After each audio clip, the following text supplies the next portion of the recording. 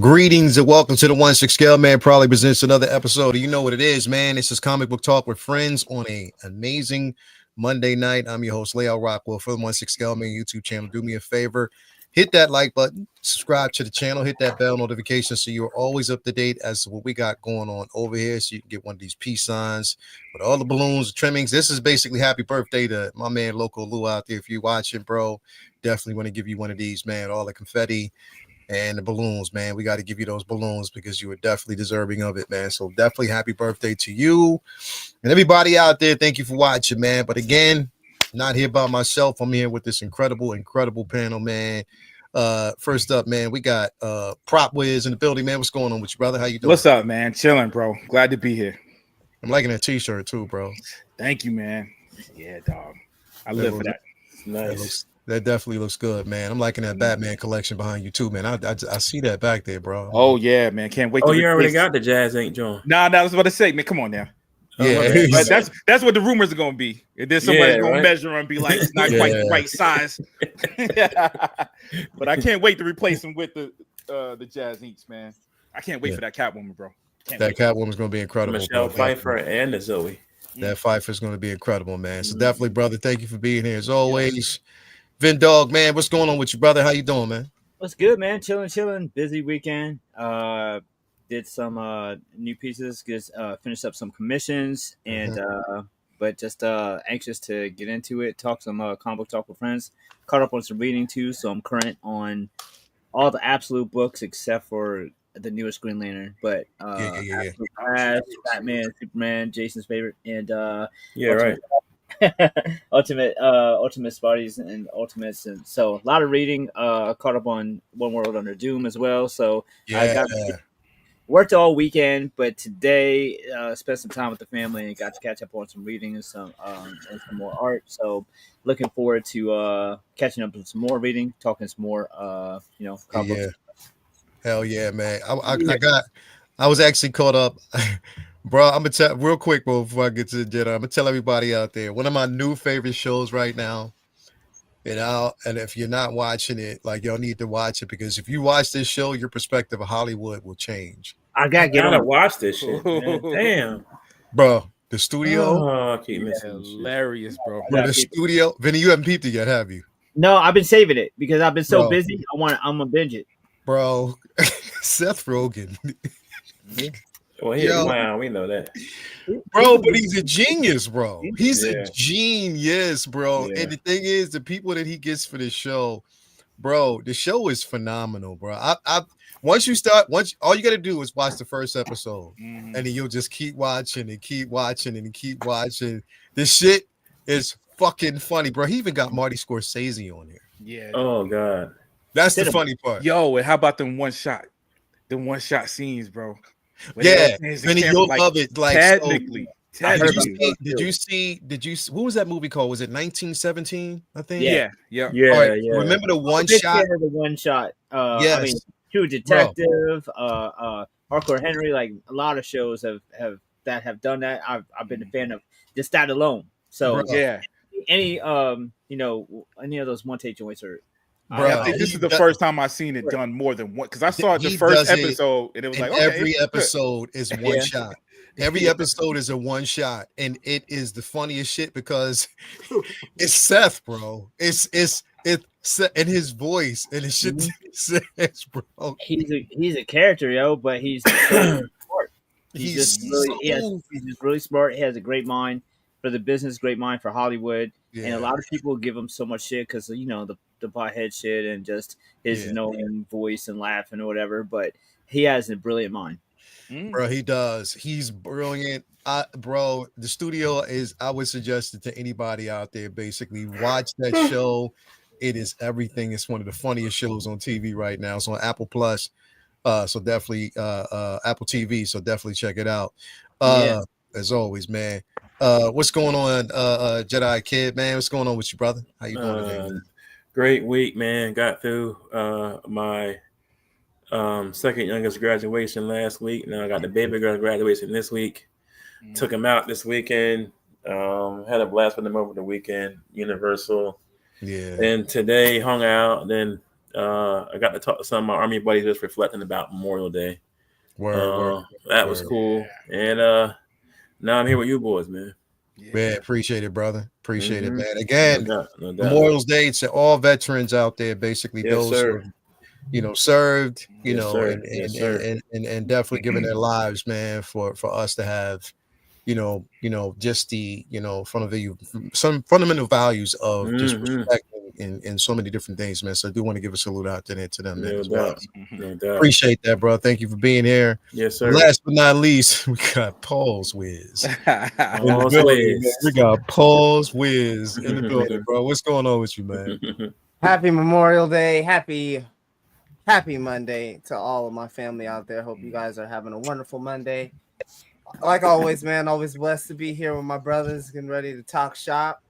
Yeah. Man, just enjoying some barbecue and sitting back and chilling this week, man. You know how it is, bro. That's what's up, bro. As always, man. Appreciate it, man. And must I say, bro, have you become the Vinny? Remember we labeled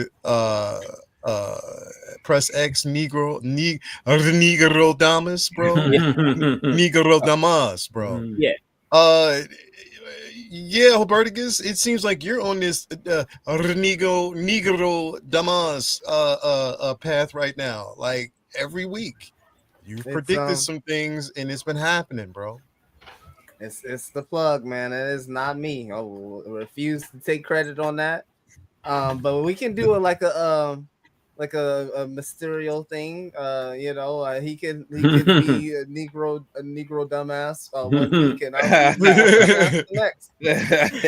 Bro, definitely, bro. Like, cause you've been predicting some shit, and I mean, your plug has been on point, bro. So yeah, it's crazy how shit happened this week so far. So, and I guess they even said it's beginning. So we got to basically wait and see. So yeah, man, appreciate it. Thank you for being here. People close to me, and they want to hold off till summer showcase because shit's getting wild, right? Shit's too wild right now. Yeah, shit is real wild right now. Hard to just bite on things that come by you when you just don't know what's happening next month. Yeah, it's that way. But with my current, I'm not pushing buttons on nothing. I'm not even looking at nothing.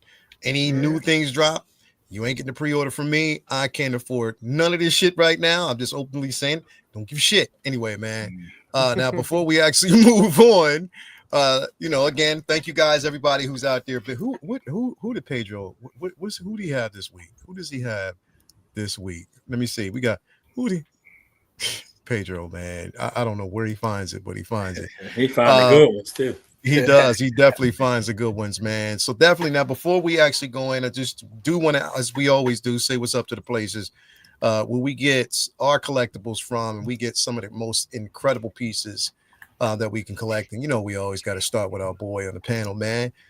Starting off with Vin Dog over there, Vincent Dunn Art, man. Again, I always got to refresh this to make sure that we got everything up there in case you've added anything new. Okay, nothing new yet, but this was the newest. Of course, people were watching the Century. He definitely put that up. So that's incredible, bro.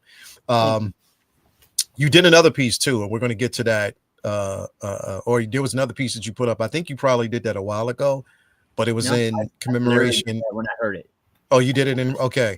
So definitely in memory of, someone who we definitely did lose, this past week. So we'll talk about that, pretty much here shortly. So, Peter David, of course, our condolences to him and his family. Such a legend. Man. And it's another one. And Vinny, we talked about this before, bro. There's another one, another artist, bro. Like, and I don't know what's happening. We had a break for a minute. And, another icon lost. That was another hurt one. Yeah. It's just anyway, man. Let the people know what's going on over here, bro, at your store.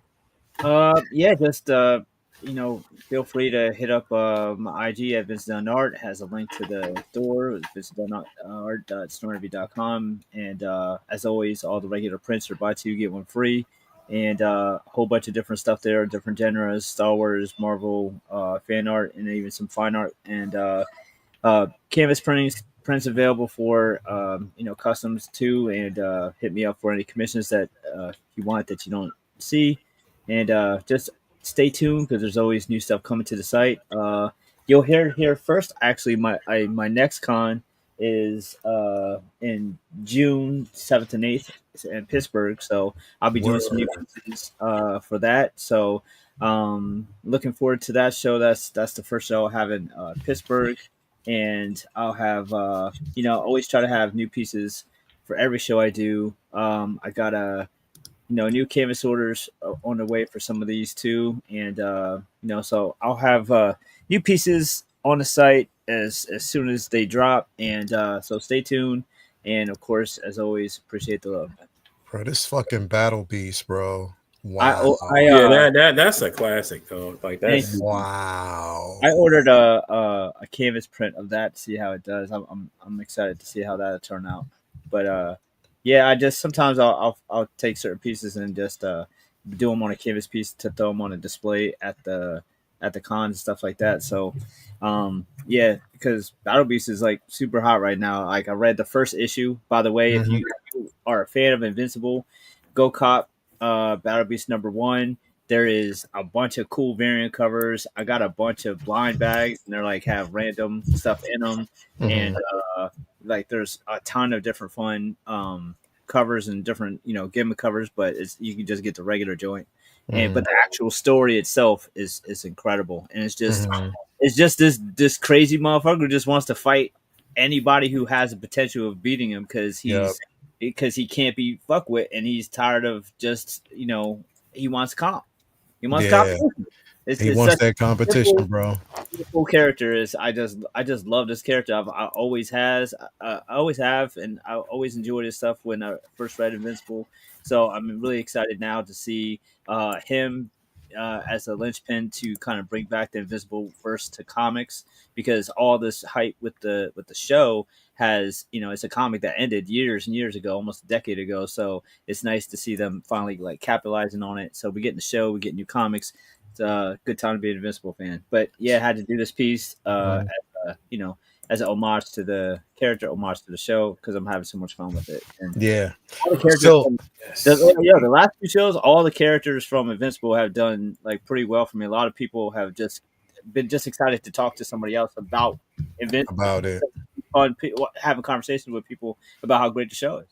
Definitely, bro. Definitely, man. Again, Vincent Dunn Art. You already know what it is. Go to Instagram. It's the link to his store is definitely right there. You get some of the most amazing pieces that you will see if you haven't already. This one right here. So my daughter sent me a picture. She already has this framed and on her wall behind her bed. So she is super duper hyped about that piece. She loved it, bro. That's what's up. She absolutely adores this piece, bro. She loves it to the point where, bro. So when we were in New York, and I took her to this very spot, she was wanting to bring the picture. She forgot to bring the picture with her. Oh, yeah. So she wanted to bring the picture, and basically that would have been super dope. So she was already over the moon about that. So shout out, man. But yeah, definitely head on over there, man. You get a chance to get these incredible pieces. I ain't gonna say nothing. It's on the wall right over there. I ain't gonna say nothing. This all good. Definitely, man. So just give a shout out if you're looking for it. Head over there to Vincent Dunn Art. He'll definitely make sure that you have what you need. Also, we got to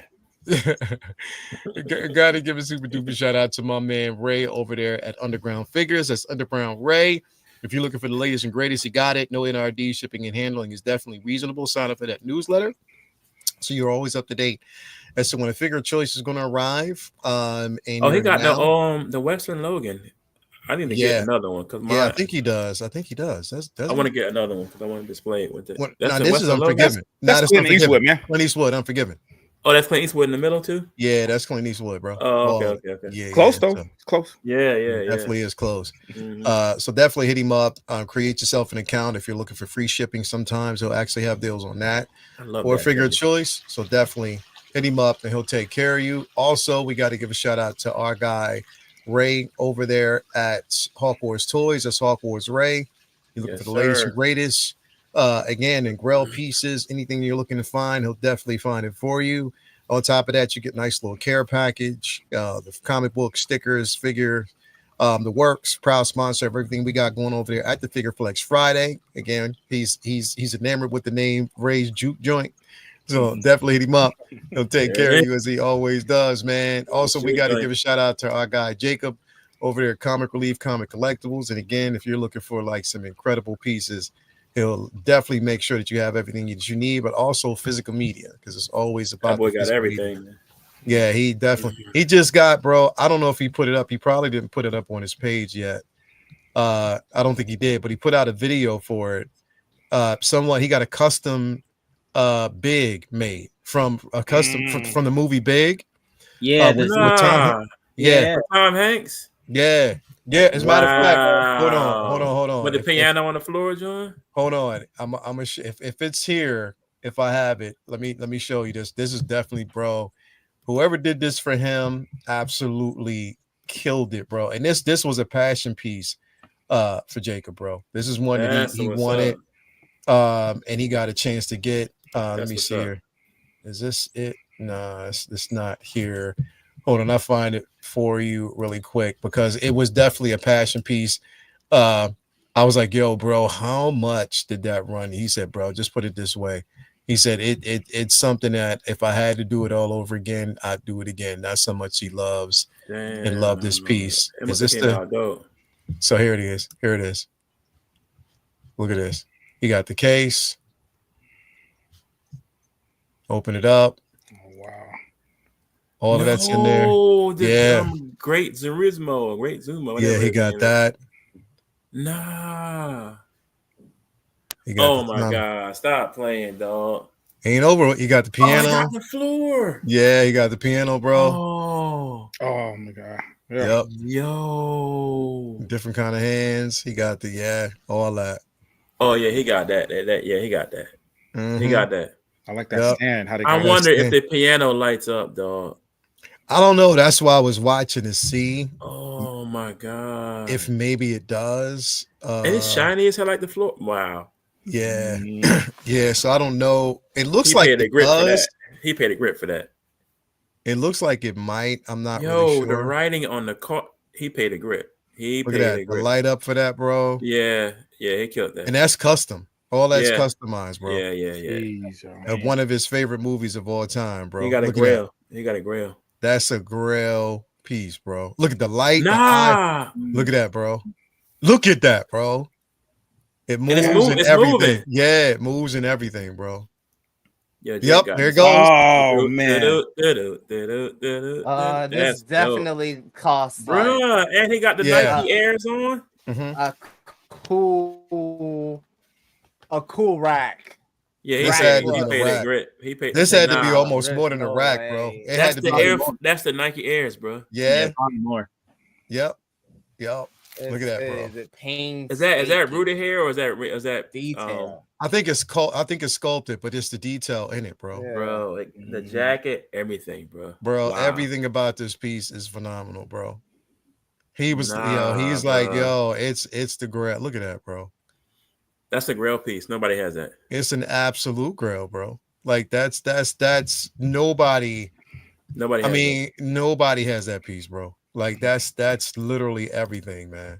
Got the chain, got that little button. Wow. Yeah. Like it lights up. There it goes. He's stepping on it, man. Mm-hmm. Wow. Light up features and everything on it, bro. Literally. He slapped, bro. Yeah. Look at that, bro. That is tough. That's so tough. It is, bro. Like that's everything. Just imagine, bro. Like somebody who can make a custom piece of something that you have a complete connection to. And it didn't take this dude no time to do it. He got the case, bro, everything. So definitely got to give him a shout out, for that. Yeah, Jake, you gotta don't ever sell that one, bro. Definitely. Also, he's gonna be buried with that joint. Yeah, he's going definitely. He's going to put my finger in the case and put it right down there by my leg. You know what I mean? So definitely got to give a shout out to our guy, Brian Wong over there at Mod Case, Mod Space. If you're looking for the latest and greatest, he got it for you as far as display options, Again, I got that mono, but you might actually want to get a display option of your own choice. So definitely hit him up, tell him I sent you, he'll take care of you. Also, last but definitely not least, I gotta give a shout out, man, because she is definitely deserving of it. And once I find it, where's she go? Where's she at? Tina Cruz, man, El Deluvio. You know what I mean? So again, if you're looking, and again, we're talking about someone who does incredible work, custom pieces as far as like rooted hair. She'll make sure that you have everything that you actually need. I told her my aim is to make sure that this becomes her only occupation and it brings her nothing but wealth, because she does such an incredible job, man. Yeah. Incredible work, and she puts time in it. So if you're looking to get your figure of choice rooted, hit her up and she'll definitely take good care of you. So let's go into this, man. I want to go into this first. I want to kind of knock this out since it's already here. Now, this is definitely as of what we know right now, they're saying, and so many different outlets are saying, that Zazie Beetz was spotted on set for Doomsday. Basically she was spotted there on set. So Domino. Now here's the thing. Right now, we don't know it's true. We can't basically say whether or not it's true. I hope so, man. The beauty of this piece, bro, and what people don't know, is that it was her idea to give Domino a pigmentation. So people who basically deal with vitiligo, she was like, it would be interesting to actually have that patch around her eye, not representing a spot, but just people like to pay homage to, because she said she had a relative who had vitiligo. So she wanted to kind of pay homage to them. That's dope. And that's why she did it, even with the albino eye. That was basically her way of doing it. And I think dope. She took it to a different level, and it's definitely incredible. I never even noticed that. That's dope. But they said that. Now, here's the thing. The crazy part about this is, how is it that, or maybe it was by choice, I don't know. But she didn't make it to the Deadpool and Wolverine film. But we're talking about the possibility of her being here. Now, there's something else that I want to kind of talk about once we get to that space. Once we start talking about the delays for both Doomsday and Secret Wars, I have a theory with that. And Oberticus, you'll probably agree with me when I say this once we get to that point. But with this, if this is correct, is this something that you would welcome, or do you think it's a bit out of place, especially considering the story? What do you think about it, though, bro? Hobie? He gone. He gone? Oh, he gone. Well, he'll be back. Vinny, let's move on to you, man. What do you think about this and the possibilities of her? Now, they're just saying that she was spotted on set. Now, here's the thing. There's a lot that's been going on, bro. The problem is they can't keep motherfuckers from flying those damn drones. And that's the problem. Yep. That's the problem that they're basically running into. Well, they hit somebody up with legal action yesterday, this past week. Oh, they did. Probably scarce. Good. Yeah, that's good. They did. They definitely did. But I'm like, yo, you need to hire motherfuckers that are more close knit. But Vinny, what are your thoughts? Do you think that this will be a welcome addition, and would you want to see it? Now, I already know I'm reading your mind. And when you make that smart, it's already saying, why the fuck would they leak this shit? And why can't they keep this under wraps? Why is it that everybody has to know everything? And I'm right there definitely with you. But what are your thoughts about this rumor? You know me, I've had my issues with the past couple Marvel event films and their rollouts and their quote unquote leaks, which I think are mostly intentional. They have been so wishy-washy on their direction, and I feel like their confidence is shaken, and I feel there's a lot of hey guys, do you think this is cool? Hey guys, do you think this is cool? And then they wait to see what everyone on the internet thinks, and I feel like there's a big part of Marvel current phase that's being written by fucking trolls on the internet, and I hate it. I hate it so fucking much. Um, I think that uh, I think that they are adding maybe too many characters to a lot of these films. Domino is a great character, but I don't know when I think of Secret War, I think of, man, I hope they add fucking Domino. She's great, but like Deadpool and Wolverine would have been the place for her. I don't know if this is something. Oh, I know, we'll save her for Secret War. That's where she'll like.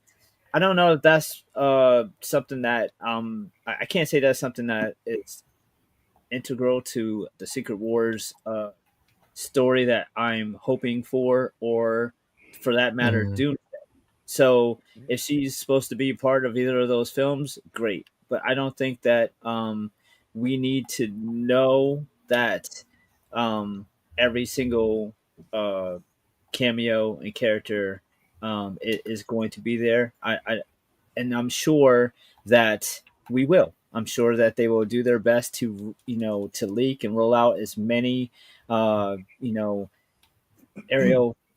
pictures as possible of what's going on there. And I plan to be, characteristically annoyed by it all along the way. And now I get to be annoyed about it for, as we'll talk about later, another year or so, 6 months or so, whatever. I don't remember exactly how far back it's pushed, but that just means more time for spoilers to be spoiled. And I'm just frustrated with their like current, because this wasn't the way they always did these types of things. They had their rollouts for Civil War was kind of like a big ensemble cast. Infinity War and Endgame as well. And I remember during that time, Superman versus Batman was telling you every fucking thing they could possibly tell you, while Marvel was keeping everything on the wraps, everything close to the chest.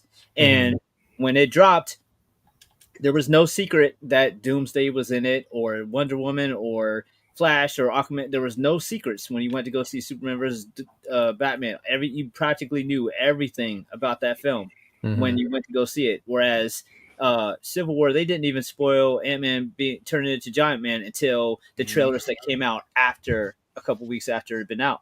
Yeah. So Spider-Man as well, right? Spider-Man, they took Spider-Man out of that scene. They made it super like they trusted that you're going to go see that movie, and then they like off the strength.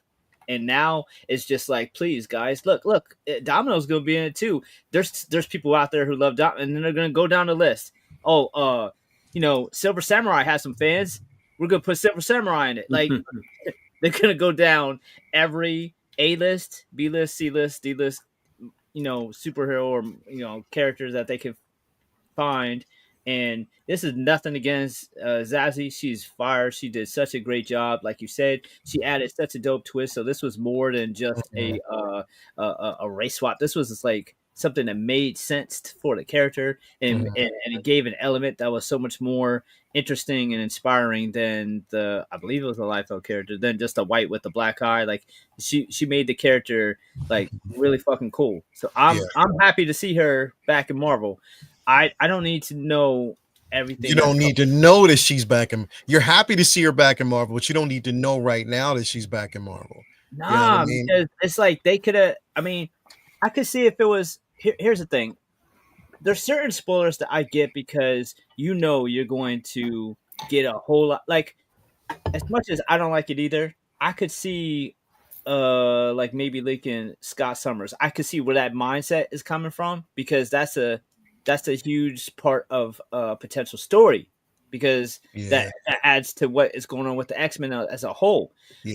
But leaking that Domino is going to be in it, like what are you planning to get out of that? You know what I mean? Like, what is like, obviously there's people who are fans of her, that's great, but is there anyone who's a fan of Domino that wasn't already a Marvel head who's going to see any Marvel film? Like, leak bigger characters that casual fans who don't watch all this shit would excite them. That is where you want to kind of like leak and spoil some shit so that you draw them in. But kind of niche characters, and no offense to our lover, but she's kind of a niche character. You don't have to leak niche characters, because fans of niche characters are already going to see this movie. Yeah. True. Very true. Definitely very true. Prop, man, what's your thoughts, man, with her, coming now again. Zazie Beetz is my favorite, just simply off of Atlanta, bro. I love You always Atlanta. gonna bring it up, Is man. my favorite show She of made me watch the all show. time, bro. Dude, if Made me watch the you show. guys have not seen Atlanta, it is Is the best show one of the best shows She ever made me created, watch bro. the show. It was one of the best shows ever created, bro. I wish they would continue with another season. I know they can't, but bro, the show was fucking fire. Every season was fucking fire, bro. So yeah, but what's your thoughts, man? Dude, I do think it's funny because Vinny kind of changed my mind a little bit. Like he made up some good points in terms of the necessity of this character isn't there. But again, just my love of Atlanta, a love of this actress. She's gorgeous. She's a phenomenal actor. Dude, and the thing about Deadpool, because I thought that, Deadpool is so out there. It was kind of crazy how accurate. I always credit, to me, Deadpool is the most accurate. Like we got the most accurate version of Colossus. We got an extremely accurate version of Deadpool. I mean, in terms of costumes and looks, costume, and you know what I mean? Personality too. Personality, right? So I thought it was very interesting how that they made those changes. The Domino, and but it worked out. You know what I mean? Again, when I watched the movie, it was her. But I think when you watch that Deadpool movie she was in, she played Domino extremely grounded. You know what I'm saying? Yeah. So there was humor, but when you watch it, man, she really, really, really played that character grounded. So I can see her making that transition even easier than Deadpool himself. You know what I'm saying? Not to say Deadpool can't do it, but I can see her being that same person she was in Deadpool. She could probably be that in an Avengers movie. So I think it'll work, you know what I'm saying? But again, like as Vinny pointed out, I don't think it's the most important thing. It just excites me a little bit. And the desperateness, because I agree. I just heard, so you guys correct me if I'm wrong. I'm hearing that Thunderbolts didn't make as much money as they was hope that it made a lot of money, but it didn't do what they were expecting or wanted it to do. No. So then I can hear that fear. So again, I didn't think about that until Vinny brought it up. Then it's like, okay, I can see the desperateness a little bit. You know what I'm saying? But I've been feeling that. I already told you guys how I felt. Even the Robert Downey Jr. It starts there for me. It's starting out desperate, and I'm hoping that it balances out. And every now and then I get information that's like, okay, but a lot of the stuff I'm hearing is just now the part of me that trusts Marvel is that we've been here before too. You know what I mean? We're saying what they hid in this trailer and that trailer, but there was complaints of too much being shown until we saw the movie and saw how the trailer was twisted or, misleading or only showed you if, for instance, Guardians 3 trailer showed 3 characters dying. I thought 3 different characters were going to for sure die. I definitely thought Star-Lord was going to die. You know what I'm saying? And you watch the movie and it turned out all right. You know what I'm saying? So Yeah, no, I feel you, bro. I definitely feel you, man. Jay, man, what's your thoughts on her coming back, and how do you feel about that? Do you think I don't think it's one of those things where it's a, well, we got to give the fans what they want, because nobody, honestly, and don't no disrespect, but nobody was really checking for her. You know what I mean? I mean, we were like us fans who are fans of Zazie Beetz wanted to see her back. We wanted to see her back in Deadpool and Wolverine, and that would have been my biggest draw to go see the film. I mean, I no disrespect to anybody else, but that would have been definitely my biggest draw to go see that film. You know what I mean? Because of my love for the character, my love for Domino. You know what I mean? It made the most sense. But and I mean, it just missed the opportunity. But what's your thoughts about the possibility of her being back? I was excited to see her back. I missed her in Deadpool Wolverine. I think she would have fit with him, and with Deadpool and Wolverine like a puzzle piece. She would have fit well with them too. I think with her personality, the way she played Domino. I'm excited to have her back in any aspect as a character, Domino, hopefully, because she is a mutant. So that'll be dope to see her interact with other mutants besides just Deadpool and the ones that died in Deadpool too. But I don't know. I loved her in Atlanta, man. Like she was one of the reasons why I watched the show. Bro, Atlanta was amazing. So man, that show was off the chain, way ahead of its time. Cat Williams, all them. That show was good, man. Everything. So to have her back as this character again, bro, live I'm action Boondocks, actually, honestly, pretty much, dog, pretty much. Yeah, but she is an excellent actress, man. Everything, bro. Everything. She was open the Joker movie, the first Joker, when she was right. Yeah. I don't really do the race swap things because you can't even count Domino because Domino was just white skinned. You can't even count her as a race swap. But I would love to have her as she could have been Ellie in The Last of Us. I don't give a damn what nobody said. Just because I don't give a damn what nobody love her that much. She could have been Ellie to me. Now you know if she was Ellie, you wouldn't have watched it though. Yeah, bro. I can't lie on myself now. She was Ellie. Zazie Beetz is one of the most. I'm not going to say underrated because I mean, people are checking for her, but she can do anything, bro. Like she's so fascinating and basically because again she's half German as well. Yeah, she's so talented. She's so talented, bro. She's a talented actor. Yeah. Now you see why we was in Germany so long. Bada bing. But I'm sorry. So my mind. I'm sorry. You crazy, but she's a great actress, bro. She can do any facet of acting that she's anything she can do. So I'm happy to have her back.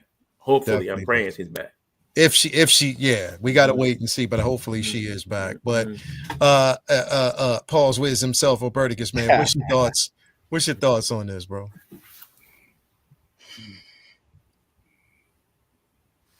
I think you're muted. Oh, I thought it was a lost pause of thinking. I thought he was thinking because he's good with the answers, son. Zazie would do it. Zazie would do it to you. Yeah, she had me speechless. No, obviously we had that small group, the X-Force, in the Deadpool, the second Deadpool film. And most of those people were gone. Most of those people died off because they were gags to begin with. But she stayed. Obviously, the way that her powers worked in that film specifically, she was not going to die regardless. So there are some loose ends when it comes to her story as it kind of revolves around Deadpool. So I'm very interested to see how does she kind of play into this, because in that Deadpool film she was just like Domino was more used as just a character on the side that's helped propping up the story, but it wasn't anything necessarily that she had to do to drive the story. So I'm wondering how they're going to implement her here. Is it going to be more of a just more of the same, or are you going to implement her in a way in which it kind of expands on her character or what she means to the universe, or all of those things? That's what I'm kind of curious with. You guys have already talked about the fact that she's an amazing actress, dropped in gorgeous. She's got the whole package, man. So bro, I love her. I'm hoping we'll see this take of Domino just fleshes out her character, and if she's not going to stay, then at least flesh it out so we got a full arc of it, and then boom. Moving on. It's a difficult character to write, like Longshot. You can't put him in too much shit because you got to write around him. Yeah, right. You definitely do. And her power set and the way because again, her power set isn't just natural luck, is that she has to be in motion. Like she has to make an attempt to evade and luck kicks in. She has to make an attempt to do something and the luck sways in her favor. So, to me, that's how dope her power set is. Interesting enough, how they're going to basically put that or, integrate that into this particular film is going to be interesting to see. But I'm definitely happy, if this is true, it would bring me joy to see her back on the screen, especially in the Marvel universe. I think she definitely needs to have her go. So definitely want to give a shout out there. Moving on again, it is definitely with we experienced a great loss and Peter David himself, who passed away. We received the news. When was it? Yesterday or the day before yesterday? I think it was like yesterday, I believe. Yesterday, yeah. So we got the news yesterday about it. And again, great artist. Vinny, you put that piece up. I want to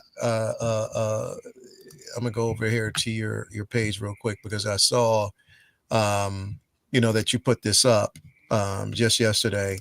An amazing piece, of course, as always, bro. I love like this. It definitely reminded me of Across the Spider-Verse, bro, when I saw this. Man, I saw that, bro. Like, wow.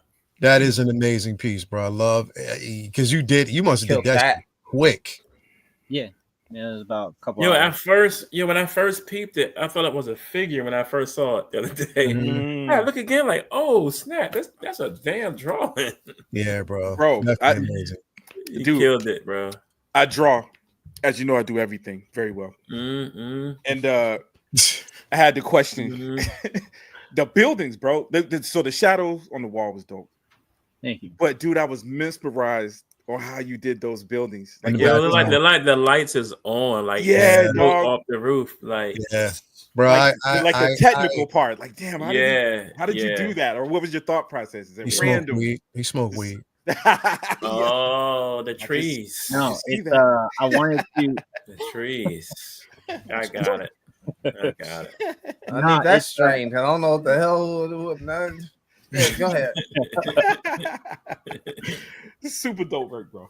Thank you, bro. I appreciate it. No, that was these are pastel pencils I use, and I'm learning every time I use them. So I've only done like a handful of pieces with them so far, and I'm having fun. And this was one I wanted to just do like a quick homage piece for Miguel, and one of my favorite Peter David characters. And I did initially just the figure and the shadow, but then I just felt like, let me do some more, and I did the city and the backdrop. And pastel is like very, very fun to use, very versatile. It's a little tricky, but I just used the fog and the haze to just kind of hide some of the technical stuff, so that way it didn't become a long piece by doing all the intricate details of New York.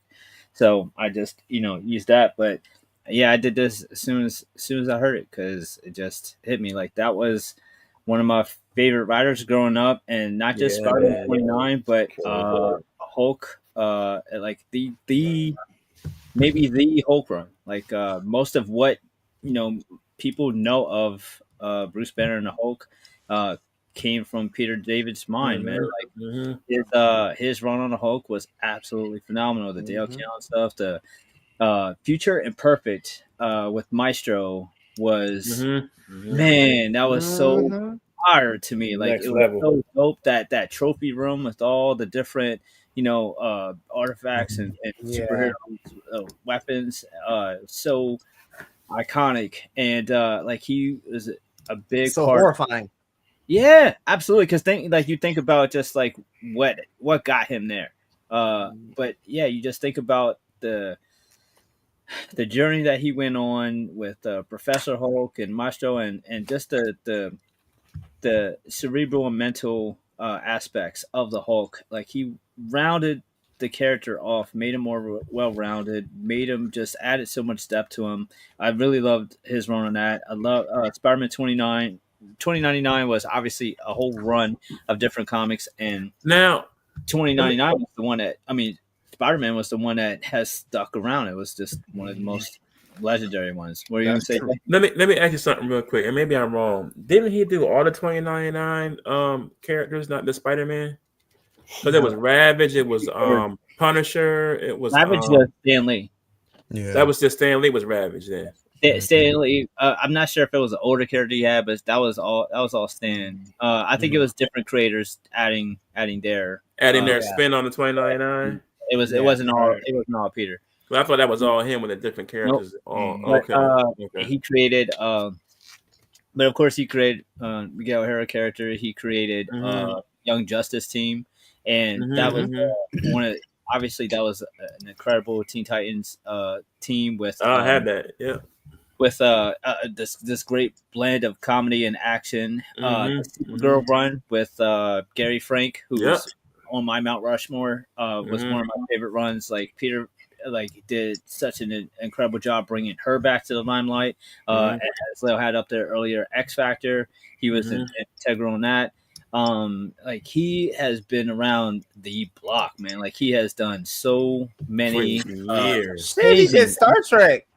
The Aquaman that we know of in modern times with the harpoon arm and being more of a badass, like everybody that's him. Everybody gives Jason Momoa credit for that. Like, that was Peter David when he reincarnated Aquaman basically and made him a badass. Like that run was the first time we'd ever seen Save Aquaman. his son. It never went back, yo. It never went back. Nope. Never went back to the and then you seen Justice League borrow from that and made him a badass in the show.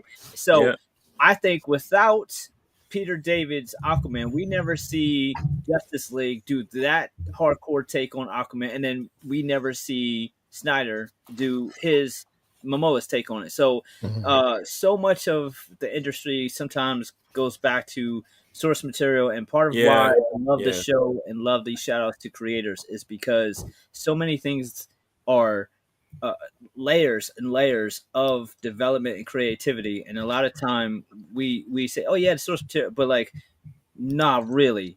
This is one of the people responsible for a lot of the things that have become so far removed from Peter David, but it could not have happened without guys like Peter David. And that again, like you said, like there's a lot, even like again, my favorite of his run, especially the reinvention of X Factor, when Jamie Madrox became pretty much the lead at that, was Polaris, Strong Guy, all those particular exactly like that was the run that had Quicksilver explaining what his speed was like to people, right? I believe that was a Peter David comic where he was like explaining. He was putting a puzzle together. Quicksilver was like putting a puzzle together, talking to somebody, and he was like, how when you're at the post office and you got somebody, old lady in front of you, and they don't know what they're doing, and you're just like, oh my god, hurry, gotta go. That's my life 24/7 because I have to. Every conversation I have, everything I do, everyone's moving in slow motion for me, and that's why I'm an asshole. It's like explain Petro's personality. It's beautiful, down to a science. And while he's putting the puzzle together, bro, like, but the thing is, he puts it together, takes it apart, and puts it together a few times. Like it's basically while he's talking, you know what I mean? Like it's because he's, that is definitely an amazing run. And I thought the X Factor run, especially with this, was definitely incredible. Peter David was incredible. Alberticus, are you familiar with his work, bro? Yeah, he was just on the symbiote Spider-Man run. That was one of the last things he was doing. And that was making right? Huh? Yeah. And he was just making some waves because ASM, as we've talked about with that line in the last decade or so has been in the gutter. But the last couple of years, it has been kind of ticking back up. And one of those runs was the symbiote Spider-Man run. And that was just kind of making things, taking things to a whole nother level in terms of dialogue between Peter and the symbiote. There was like one panel that I saw that was making rounds everywhere and was like, welcome, I'm back. Like, how does it feel to be back? It's just like these cool things, these cool conversations that are happening between the symbiote and Peter. And that was just a large part of that line, the symbiote Spider-Man. So again, we lost a legend just in terms of not even just Spider-Man, because this is a good story, honestly. Everything. But the Incredible Hulk, everything we know of him, about him, care about him, it really was his run. It was his run. Yeah. Yeah, bro. Like it's taking a character, like I said, what we know, and rewriting it in such a way. His take, even like you said, on Maestro. You know, his take on even the Justice League. You know, of course, in the Titans, like he's done so much. Young Justice, like he's done so much work. In our first introduction to the 2099 Spider-Man, Miguel O'Hara, I still have that book when it was the Flash laminated like what was it it was like a gold, like the gold it was like the what was it, the aluminum cover, sort of like bro, that all those characters in that run, I have all of them, bro. Ravage, Miguel, and then the gold border. With the gold border. Yep, I have that book right over. They did a Daredevil. It was a Daredevil, Ravage, Miguel, Punisher, Hickman, and was X-Men, and it was somebody else from 2099. But they were all like some of the major groups and people from the Marvel era. They were all in 2099. But Miguel, I think Miguel was the first one, right? I think so. Yeah, he was the first run. He was the first run on. No, Ravage was first, and then Miguel. I think. I thought it was Miguel first. I'm pretty sure it was Spider-Man. Yeah. It was 29. Yeah, it was 29. It was 2099 first before it was Ravage. That was the first run on the whole 29. It was all relatively close release. It was I was about to say that's what I remember. It was like either all coming out around the same. Yeah, either or. Yeah. But that run was fun, bro. They were all like the futuristic versions of themselves. It was dope. I loved it. Yeah. So definitely a legend in the game, man. And yeah, man, will be missed. Prop. How what you think, man? Bro, you know what? I got to look it up, man. I had the Ghost Who Walks. I was really into the Phantom, but I don't think he did a long run. I just know his name was attached to something.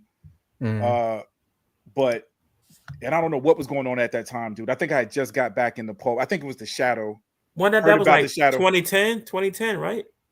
Nah, I think this might have been 90, like late 80s. I'm trying to think when that joint came out with the Phantom joint. Yeah. It was pretty modern. I remember the artwork looking pretty. It was dope. New. So it could have been early 2000s. And of course, I mean the Hulk, it's kind of weird, man, because you guys brought his name up, just seeing it on the poster, and it was like, man, I haven't even thought about that that era of collecting, you know what I mean? So of course you're always going to be sad if someone's passing, but no doubt, I'm glad to have the opportunity to celebrate, you know what I'm saying, to have this work that we can look back on and be like, damn, dude, he did that Hulk thing. You're absolutely right, man, because I had the TV show before that time.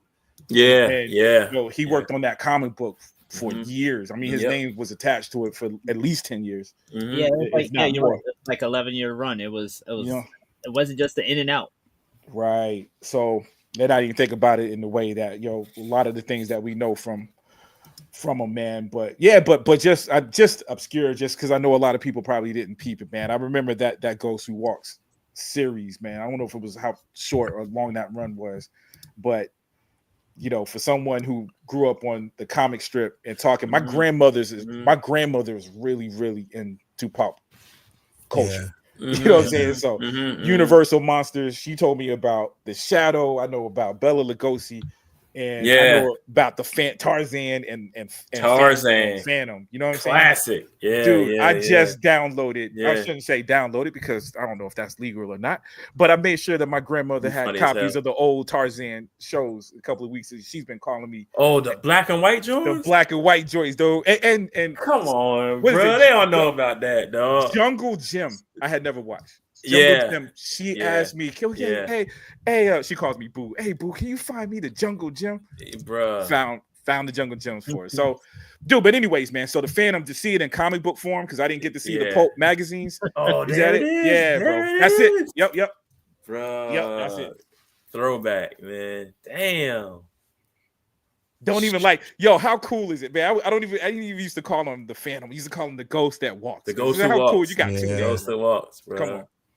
Listen, I don't care what nobody say, dog. They're the dopest era, bro. We had the best era of comics, bro. Yeah. We had so many like new characters that came along in our age, and then we had even the classic like the symbiote suit, Maestro, bruh, Ghost Who Walks. Like we just had so many, bro. I have the Morbius, Tarzan, man. bro, Morbius, bro. I have the Dark Horse comics with Tarzan versus the Predator, bro. What, bro? Oh, I'm about to go read them tonight when we hang up, bro. You got it now. I think it's I think it's a 10 book run, right? But Tarzan versus Predator, bro. Like, and everything you guys are talking about, you think about the number ones, 2099, because I didn't think about that was Spider-Man's the only one that survived that group of comics that came out, right? But how exciting it was to have our own number ones, because we have probably been collecting comic books for years. Yeah. And then you had all these comic books that were number one issues for the first time, and I don't know how many. I think DC had a reset not too far from that. They had a whole reset. Yeah, they had a whole reset. But that was all. In a way, it was their trial run for the Ultimate line.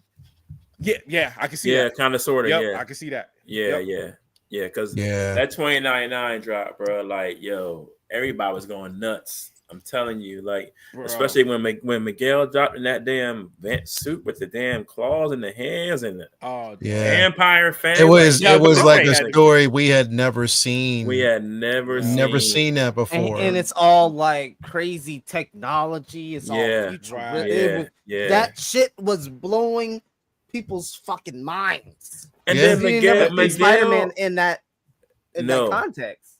And see, like, Peter was smart. But Miguel was like on some like Mr. Fantastic level smart almost, because of the way he was in the future with the tech. Right. You know what I'm saying? So, bro, like that whole run with that, man, we had a ball in our comics. And to see we really did the screen in the new Spider-Man and behind me, bro. I can't even believe, you know what I'm saying? Like I never even thought that would be like my son knows who that character is. You know what I'm saying? It inspired like Batman Beyond too. That's true. You're absolutely right. Yep. Yeah, because Batman Beyond is just the same world, but DC. Oh my god, I never thought about that. Thanks, Vinny. Damn, I ain't it's the same. That was the innovation of that book. Because that had happened. Because here's the thing: is I remember 2099 had happened right after the whole Age of Apocalypse. That's when everything had basically it was right after Age, right after everything that basically happened around that time. I forgot all about that. This was the first time taking more than a story set outside of the regular timeline. Doing a separate comic. Based on a different timeline than the canon timeline. And then Vinny, you're right, bro, because 2099 dropped with Spider-Man, right? And then maybe a year later? 2 years later? It was about 99 Beyond dropped. For Beyond, right? Dog. That's crazy. You got to think, and Beyond skipped because it never hit the comic book, right? It went straight to. They have it. They have it now. They right. That was 2 years ago. 2 years ago, they started doing the comic. Yeah. The comic came after for a lot of the. Way after, way after. Bro, the run was so spectacular because I remember Vinny. You remembered Bob's comics right up off of Out 22. Yep. When he had a shop, that is where I got the first run, and I was like, "Yo, well, from 2099 for 2099, man, yeah, bro." And it was because the thing is, remember, like when they first released and touched on the character, no one actually knew anything about it. Like they didn't even tell us who Miguel O'Hara's name was. No. We didn't know until whole ramp up where you spoiled everything. You were finding out. Was the same time as everybody else. You didn't find out Miguel wasn't until the third book. I think it was number 3, right? It was even exciting to get Ravage 2099 because bro, new Stan Lee character, and it was kind of like what you thought of with the Sentry gimmick, even though it wasn't Stan Lee's, but that was kind of what it was played up as a Stan Lee character that he never dropped. He never dropped, right? You know what I mean?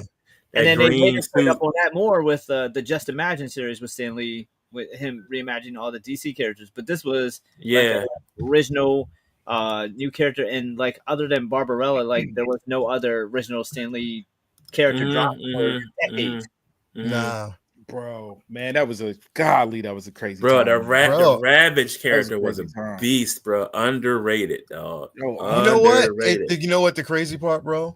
Mhm. If I told you that I never really got involved with the character as much, For real? No, I didn't like it. I didn't. I Oh, didn't. I wanted God. to, but it was so exciting, and then I was kind of like, "Oh, okay, this is." I see, like, Well, I tell you what, man, the Spider-Man, I didn't feel because I liked everything back then, yo. Like it was this thing we collected. It just didn't matter to me. Like I heard we talked about the covers being dope and the inside art being black.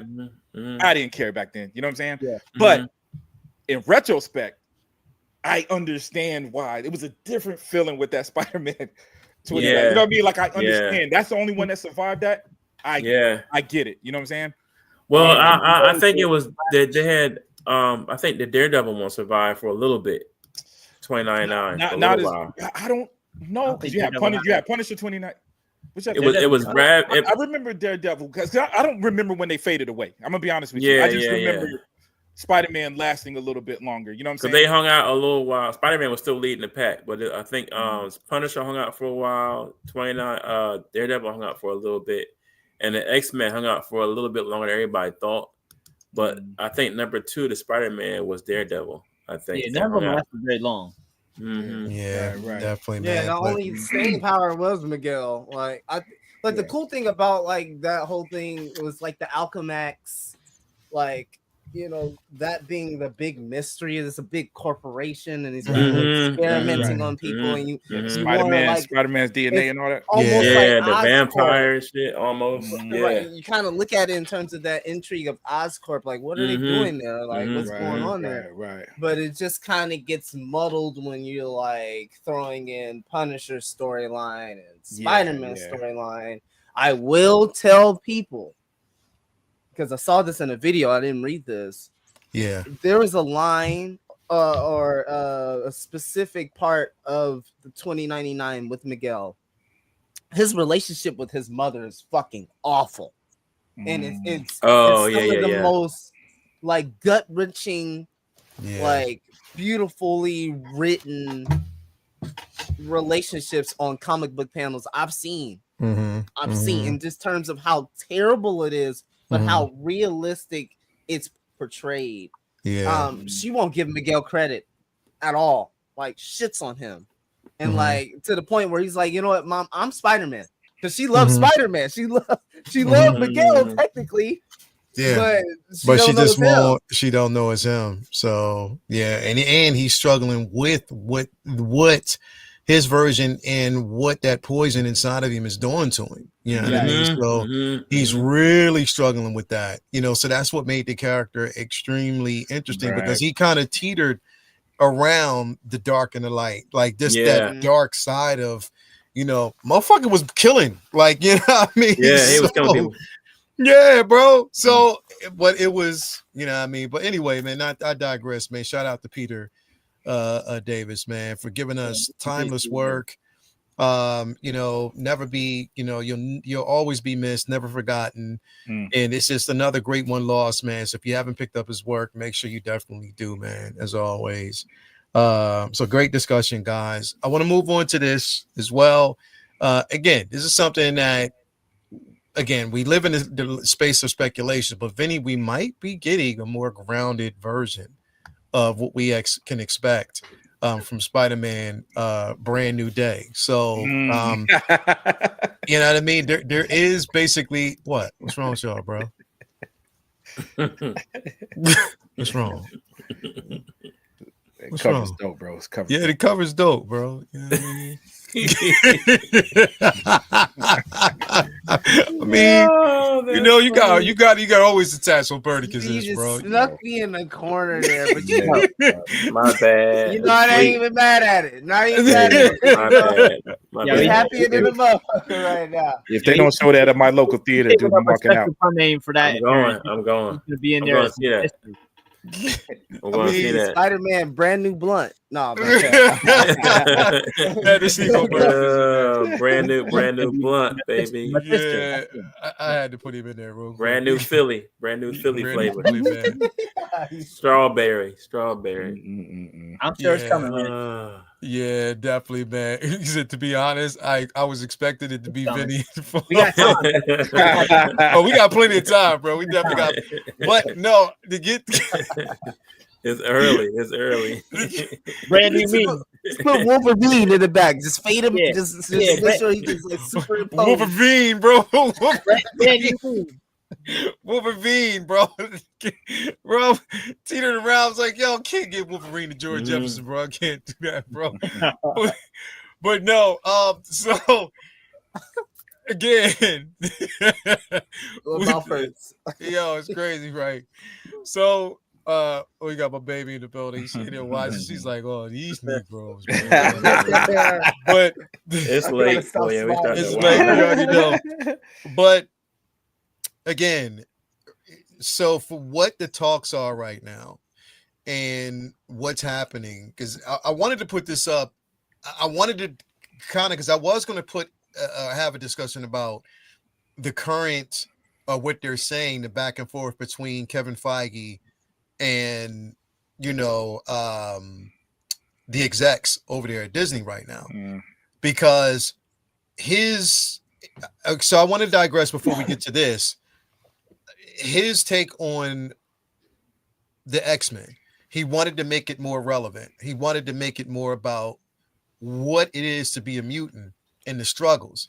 The execs are wanting it to be more about a spectacle because they're wanting a big box office hit.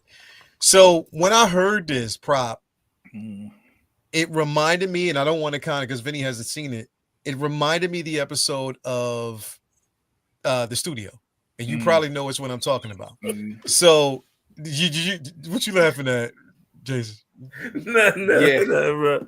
No, bro, my bad, dog. I'll show you later, bro. Not now. Oh my god. What you laughing at, bro? Bro, this is funny, bro. No. My bad. Go ahead. Bro, what is you looking at, man? Bro, my cousin just sent me this talk. Yo, you're probably looking at a technical foul, man. You might want to move on. No. Bro, hold up. Oh, you can't see it. You can't see it. What is that, bro? What is it? The junk say looking like a meal. All right. And then the internet is savage. The junk said you spelled male wrong. Oh my god, bro! It's an ugly shorty. That's messed up. Anyway, I'm sorry. My bad. Technical foul. Oh my god, I can't look at my phone. I should have known. But listen. So I'm online. He sent me this shit, bro. That's wild. Bro. Oh my god, I'm sorry, y'all. My bad. Yo, that was a risky gamble. That could have been anything. Yo, look at this, bro. Look at. Yeah. Oh, cool. That's how you know it's Jake. He ain't been on the show in like 7 months. You don't even know we got divorced and broke up. Amber Herberticus. She's ready. That's a pre-prop whiz. That's a pre-prop whiz show. She's ready. My baby Monday. Amber Herticus, bro. That's crazy.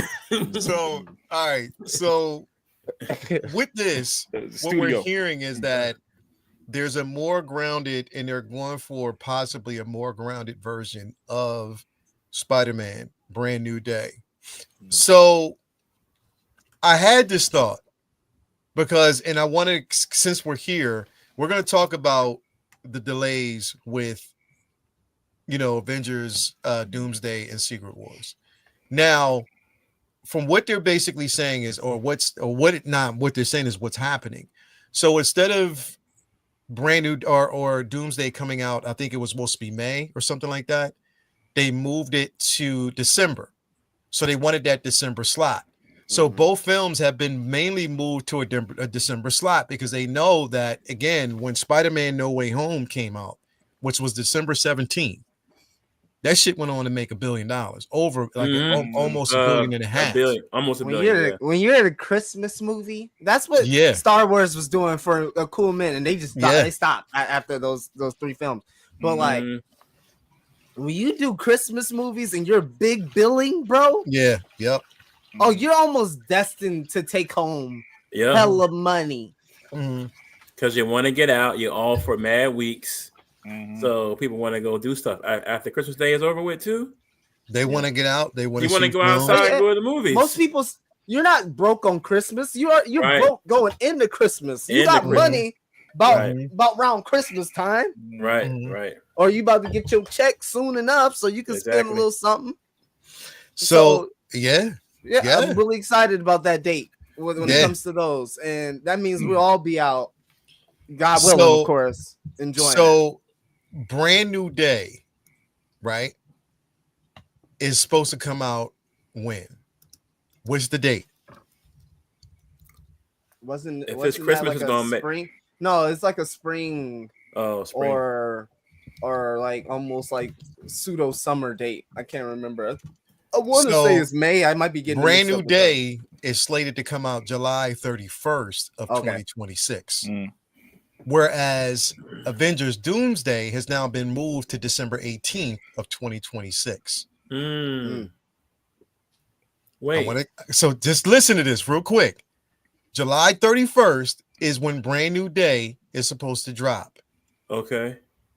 Doomsday. Brand New Day was supposed to be couched in between these films. It happens. So now it happens that Spider-Man is going to be in these movies. But listen, it's not just Spider-Man, because remember, they're taking elements from both Secret Wars. Both versions.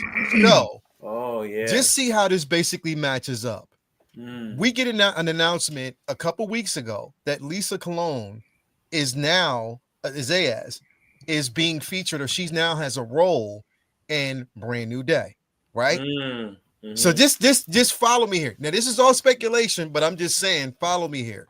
She gets cast in this film, right? They also say that Sadie Sink is playing a specific character. There are rumors behind who she could be playing, but I'm going to stick with Lisa. She gets cast in this particular film, mind you. What has been saying is Tom Holland's contract for Brand New Day or for any of the Avengers films hasn't been finalized yet. It's still wet ink, wet paint. It still hasn't been finalized. So my thought is, and this is my thought, they moved those films specifically because, number one, there's more chairs that are going to be added, more actors. They're still working on certain things. I think the script is done. But I think that everything is dependent on this film. Why? It's not just because of Peter Parker himself. It's not just because of him.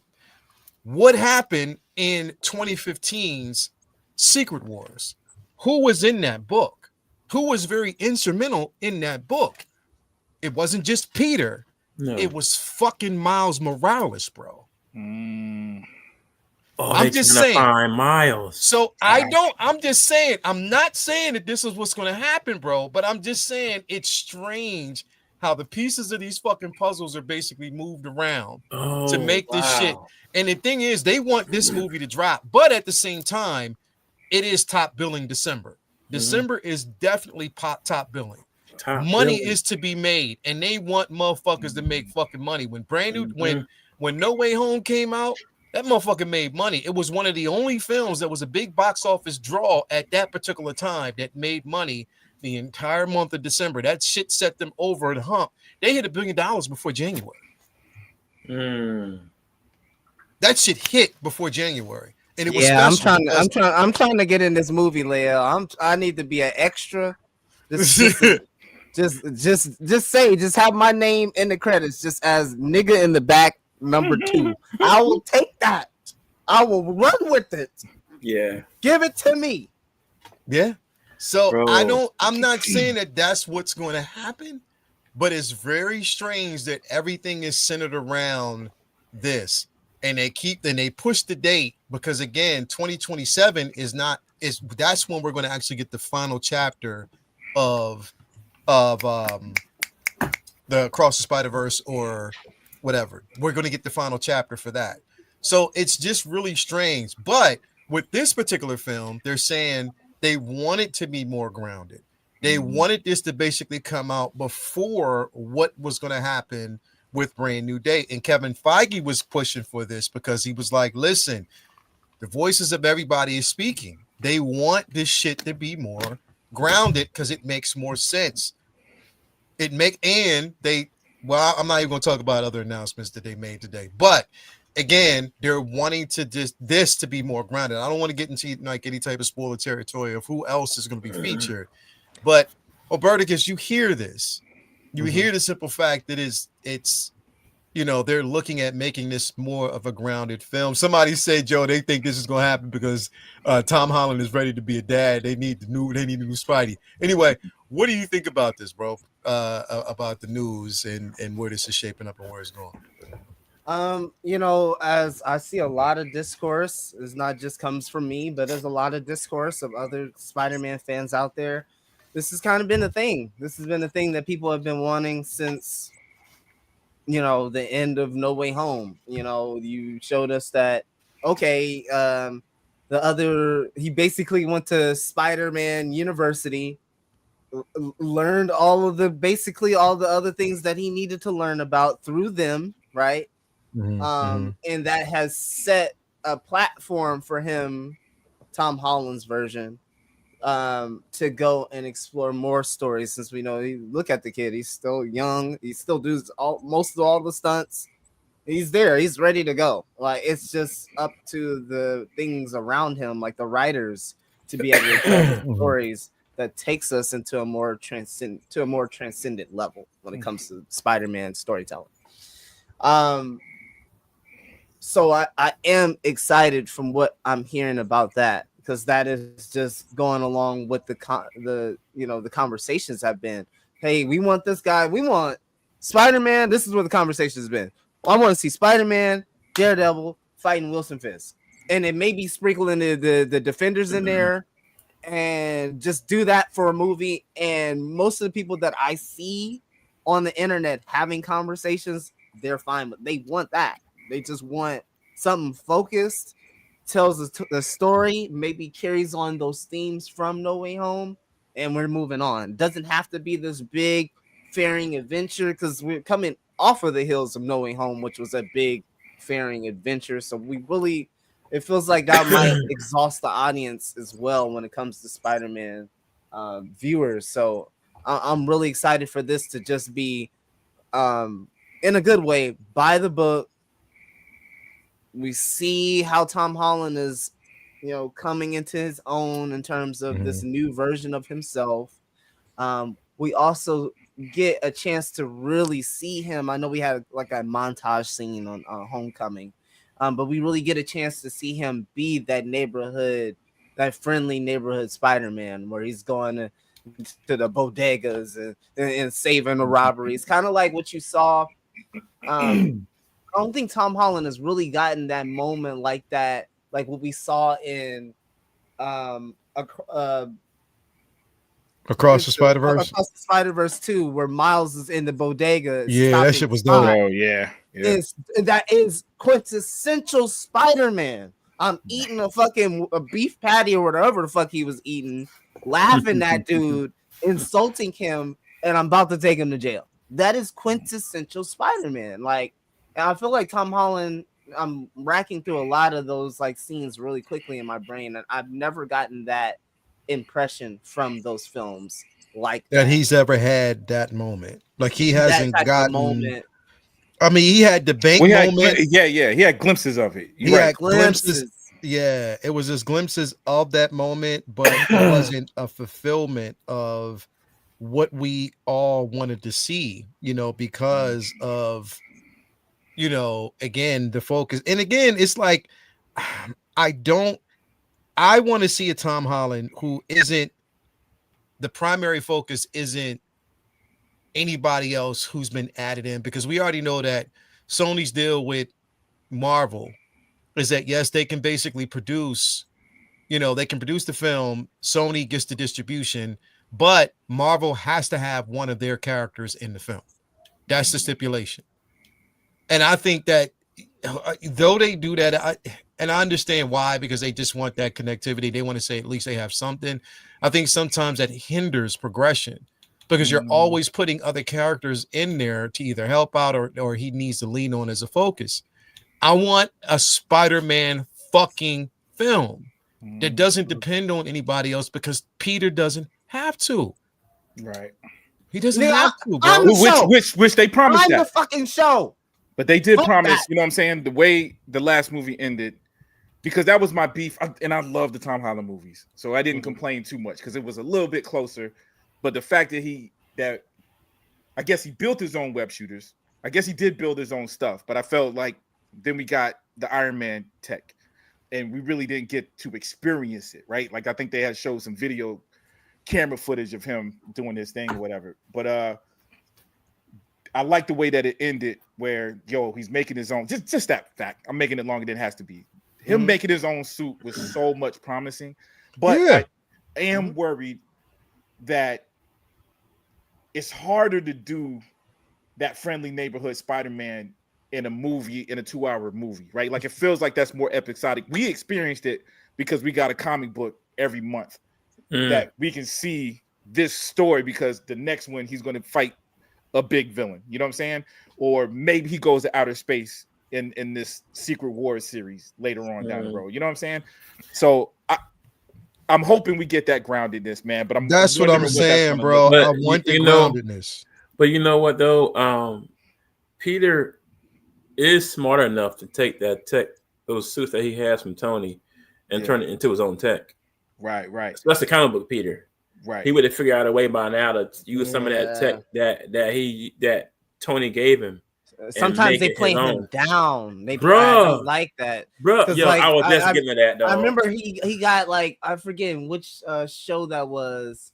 It was an animated show, and he got the Iron Spider suit.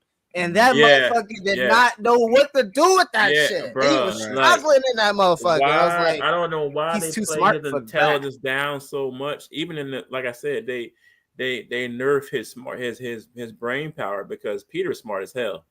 Like, well, they didn't, right? It was like they had to tell us, but they just didn't show us. Right, because in the comics, bro, Peter has hacked Tony's shit plenty of times. Right. You know what I mean? And but when you're afraid to tell that story, or I won't say that, or I'll say it's either that or when you box the character into a certain age, the audience, the believability factor for the audience, it becomes harder and harder to believe. Oh, he's a technological genius and he's doing this stuff, and it's like. You haven't spent the time to really explain that to people. But even as a jitterbug, Peter, even as a young Peter's smart as hell then too. Like that boy has always been ahead of his class. I think the only one that really stuck with him like that in school was oh my God, what's the boy?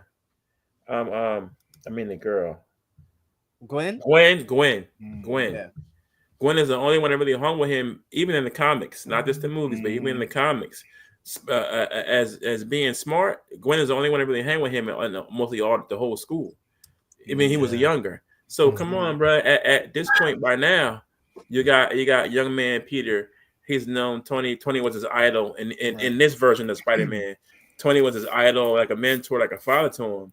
You don't think by now he would have figured out how to reverse it? Then some of Tony's shit? I think he did. I think they showed signs of that already. Didn't he help remove the Dr. Octopus? I feel like he did some smart stuff already, right? Oh well, he did. That's the momentum we're carrying into this film now. That's the reason why I say it's one just thing getting that. Right, but that was my point. Like, was Peter's tech that reversed Ock stuff. That was Peter's stuff. So they only were able to do that.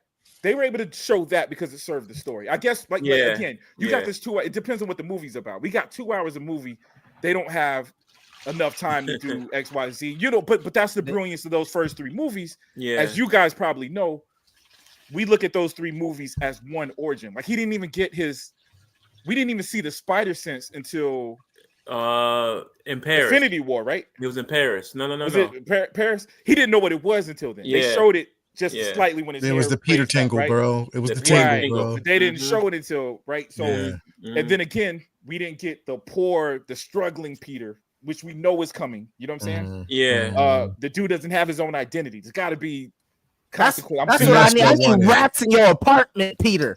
I Yeah. need you down bad, boy. We were That's there. what I Tired of need. seeing this boy We were suffer, there. dog. You know what I'm saying? So I look at But those we ain't first seen 3 that on movies. screen though. He been Yeah. low-key decent outside of the Raimi trilogy. He was getting fucked Well, up over there. I was like, Yeah, That's the bro. reason. Like, That's the come reason on, why I bro. said. That's We the done reason why I seen but him said. this Tom suffer Holland too has long. not gotten it like that. Yeah, May's dead. Every Spider-Man like, okay. No.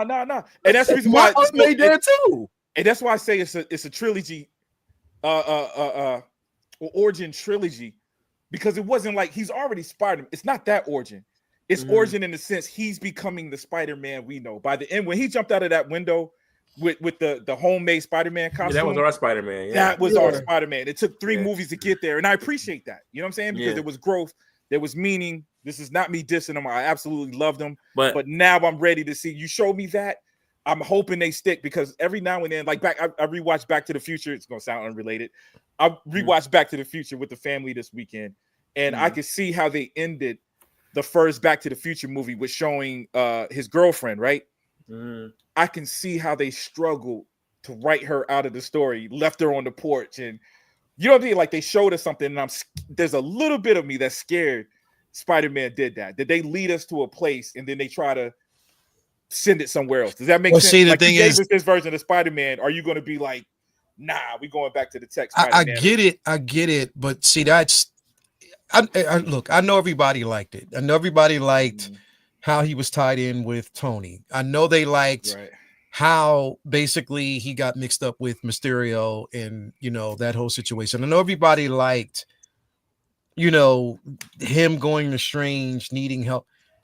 Everybody liked that. And again, that was because it was contracted by Marvel. That's all it was. It was contracted by Marvel to put those. They had to show other heroes in there. Yeah, but those elements ain't what made it good, though, right? But those elements, I think, in my opinion, is what has been holding them back for so long, bro. Like, it's the thing is, you're muting an individual who has an IQ, who's basically his struggle. His struggle is his growth.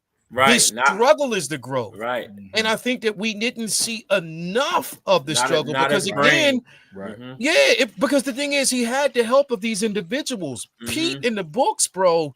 Struggle. I mean, I'm an S tier popular character, and you're tying me down with people who are less popular than me, sell less books than me, historically. Right. And you're tying me to them.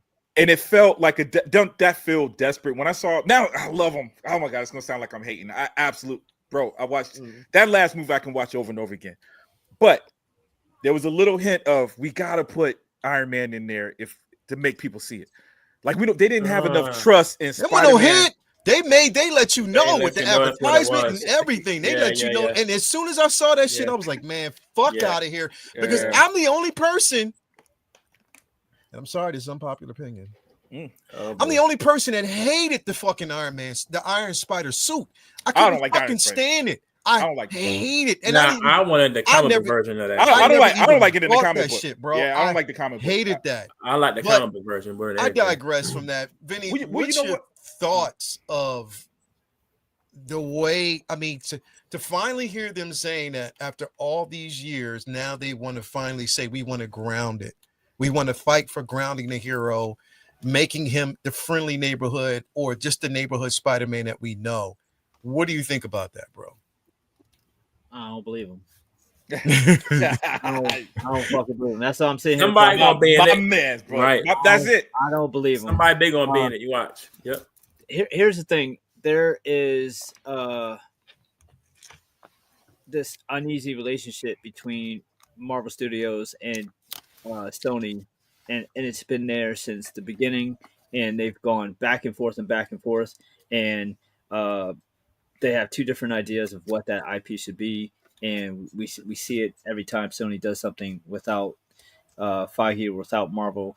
And at the same time, Marvel has had so many issues with the handling of their own characters that it's not like they're doing everything perfect either. But I don't believe that, and I don't believe anything that we're hearing out of this film because we've heard so many things. First of all, I find it absolutely fucking ridiculous that we are hearing every time there's a conversation about the mood theme or the goal of this film, we should not be privy to those conversations of I think it should be grounded, but Sony, they think it should be like a multiversal film. So we got to figure it out. And then now it's not like that's not supposed to be part of what we're hearing. We should be hearing that, and then we hear Tom saying like, oh, like I'll need a good script if I'm going to come back.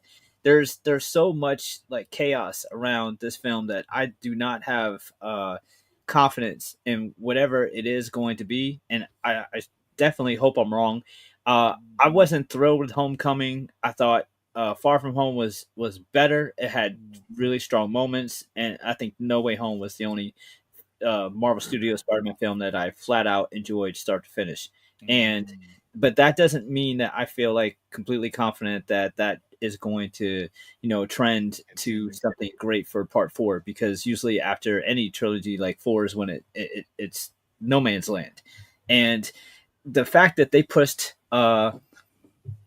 Doomsday back is even more has me even more concerned for this film, because as I've stated before, one of the most frustrating things about for Doom is the connection that people are the connection that casual fans are looking for between Spider-Man and Doctor Doom now, which is fucking insane, because like that's not that's man. Hey, boy, quick boy.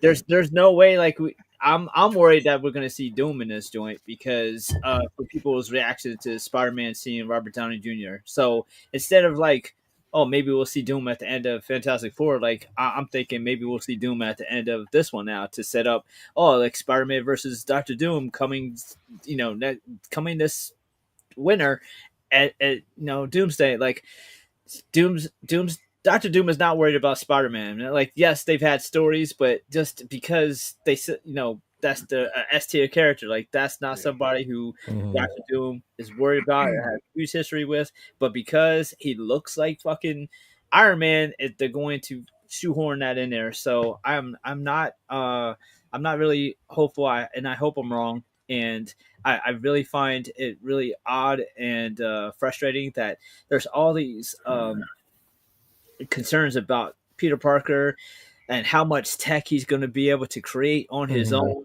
without Iron Man.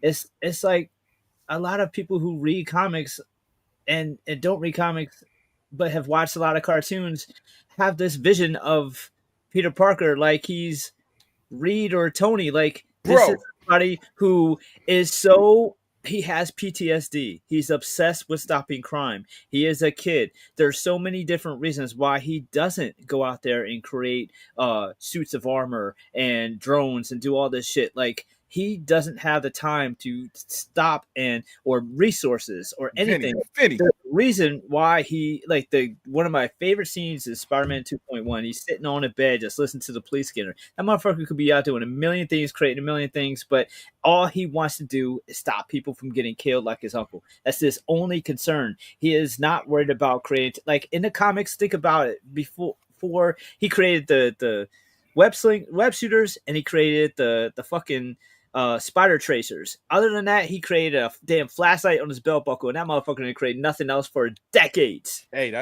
hey, don't hate on the flashlight, baby. No, I'm not. I'm saying that he doesn't allocate his resources or time to creating. Otherwise, he would be a Reed. That's why he has the potential to be one of the smartest in Marvel, but he's not, because he doesn't use his intelligence in Tony Stark type of way or Reed Richards type of way. He's not constantly inventing. He uses it to help. He uses it to help people. He uses all of his time. It's like if Michael Jordan was, grew up wanting to be a firefighter. Like, yeah, maybe he would have been the greatest basketball player alive, but he wants to just volunteer all his time because his uncle got died in a house fire. Like that's like an alternate reality Michael Jordan. That's Spider-Man. Yeah. Like he doesn't have time to be creating fucking suits and shit. All he cares about. That is why it's so important to many people for this shit to be grounded. Because like we've heard you guys talk about, there's not many Man of the People scenes with Spider-Man in New York like there should be. It's supposed to be it's supposed to be a fish out of water when Spider-Man is out there fighting aliens in space. It's supposed to be holy shit. When Spider-Man was in an Avenger story back in the day, it used to be like, what the fuck is Spider-Man gonna do? In the same way, Black Widow. You know what I mean? It used to be like, what the fuck is Spider-Man gonna do? They're fighting, the Kree or something. Like, what is he supposed to do? That is supposed to feel fish out. It's supposed to feel like he don't really belong there, and they've skipped all the hard work and just like put him to adult Spider-Man level. Like it's supposed to be out of element. You're supposed to. They didn't even like we're just now seeing his spider sense. We haven't seen him with his struggles. We haven't seen. There's so much stuff that they have skipped ahead, and that's one of the unfortunate chains that Marvel goes through because other studios have made movies where they have those origins. And it's one of the things I'm fearful for with Fantastic Four and X-Men is that they're going to feel like they have to skip a lot of that growth and get right to a bizarre or quirky twist on their characters. That's something happens in modern comics. Like there was 60 years of Spider-Man stories before the Iron Spider suit, but let's go do that because that's cool. They do that all the time. They just cherry pick modern twist on these characters that are cool, in recent times, forgetting that it was cool because you already seen decades of character building up to those moments, and they skip right ahead to the fun part they want to cherry pick. Yeah, no, I get that, and I agree, bro, because that was the one thing, like when we talked about it and when you mentioned it, No Way Home or Homecoming, I didn't like his overly dependence on Tony just to be an Avenger, because Spidey in the books at first didn't give a shit about that. It's not that he didn't give a shit. If he wound up in that space, it was like, oh, okay, I'm here. But I know that again, my commitment is to saving people. I'm doing the things that you people would probably skip over because again, I know that, you know what I mean? You're so invested in the worldly aspect of it, putting an Avengers team in pretty much every city. I'm focusing on Queens and what I got to deal with the people here that are basically struggling. And when we got to, Far From Home, you don't know how happy I was in the beginning of the film when he was like, I just want to leave that suit here. Literally, when he was like, I just want to leave that suit here. I want to go on vacation. I want to enjoy, because I like the aesthetics of him having to figure shit out on his own without that level of dependency. But then somehow, some fucking way, fucking Nick Fury winds up with fucking Stark Tech. And then we get into that space of it, bro. I'm just like, fuck, I want to get away from that aspect of it. I want to see a more grounded version of what we know and who we know Peter to be. And I think that again, we've gone through so many films to finally get to this, to this particular point. I hope that they don't try to just throw another fucking character in to give us that level of dependency. And from what I'm hearing, even though it's grounded, or what they're saying is grounded, we might still get that with this particular character that they're going to probably try to throw in here. So I want it to be more grounded. We know him to be more grounded. I know that Tom Holland was pushing for more grounded films, with the particular character. But I hope that that's what they stick. That's why I was like, look, because he was coming out, or it was slated to come out between Doomsday and Avengers, I'm glad that it's coming out before then, because there's so much potential for it not to basically wind up in that space and to focus on grounded. I'm trying to be as optimistic as I can, because again, we know Marvel is basically untrustworthy. They are, bro. Like you can't really trust them right now. Nope. You can't trust them right now. I don't honestly, bro. Like as much as I love these IPs, as much as I love Star Wars, I can honestly look at it from a subjective point on both sides and see where people are like, fuck Disney because of their hands in a cookie jar too many fucking times, exactly, and not giving the creator space to create. And a lot of that shit is definitely being exposed right now. Until you get like your people like your Gilroys who come in and say, you know, fuck that. If you're gonna let me direct, let me direct. Keep your hands out of it. Let me do what I do. Until you get directors that come in and basically take that level of initiative, you're gonna keep getting this, and you're gonna keep getting fucking execs coming in bullying shit.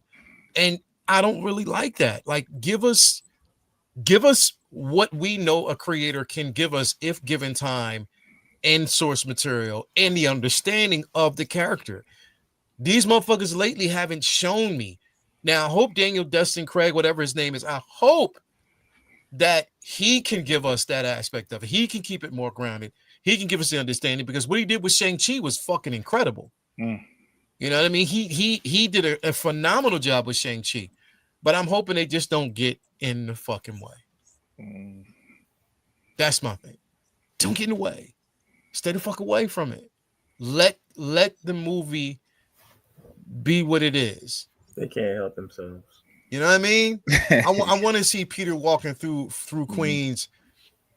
You know what I mean? Going to the bodega, saving somebody from the bodega. Don't do the dance, yo. Don't do the dance. Vinny, seeing him going to the bodega, saving somebody from the bodega, and a meat flat dude walk in, be like, my meat ain't flat. You just hear that? My meat. I want my meat flat. Don't ball my shit up. I want my meat flat. Y'all had to be there. Y'all had to be. Spider-Man, brand new sandwich. Yeah, brand new sandwich, bro. It was the funniest, bro. Like, but definitely, my meat ain't flat. No, I make sandwiches for a living. I want my meat flat.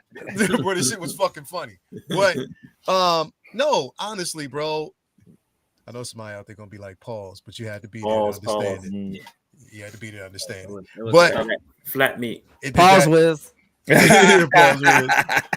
that, did he? Take that. But yeah, no, man. I all I'm saying is, like I said, I'm hoping that they get it right, bro. I'm hoping that they get it right. Plain and simple. Get it right. I'm hoping the script is on point. And again, you have a rose gallery of villains that you can bring in that are grounded, that would make sense. Tombstone, Scorpion. You know, hell, I still want to basically. Bro, I want to see Tombstone, dog. Yeah, bro. I mean, there's so many, bro. Whew, there's so many, but it's just that they don't see what they have right in front of them because they get in their own fucking way, bro. Yo, and there was attempts in Homecoming. I felt like there was Homecoming deal. Michael Keaton wasn't. It was. They made some attempts, and then he got rid of the Iron Man tech for the last scene, at least. You know what I'm saying? There was a glimpse there where it was like, okay, this is. For Homecoming. Yeah. They did try. Just a glimpse of it, man. You know, he was still fighting on an airplane. It wasn't as neighborhood as I wanted. You know what I'm saying? But I mean, it was above New York. It was in the skyline. Yeah. True. I want to see some live action shit, bro. I want to see a live action Gwen. I want to see some live action Gwens, and I want to see a live action, you know what I mean, Miles, and they in the room. And yeah, I'm trying to see a live action Gwen, especially how she was talking in Sinners.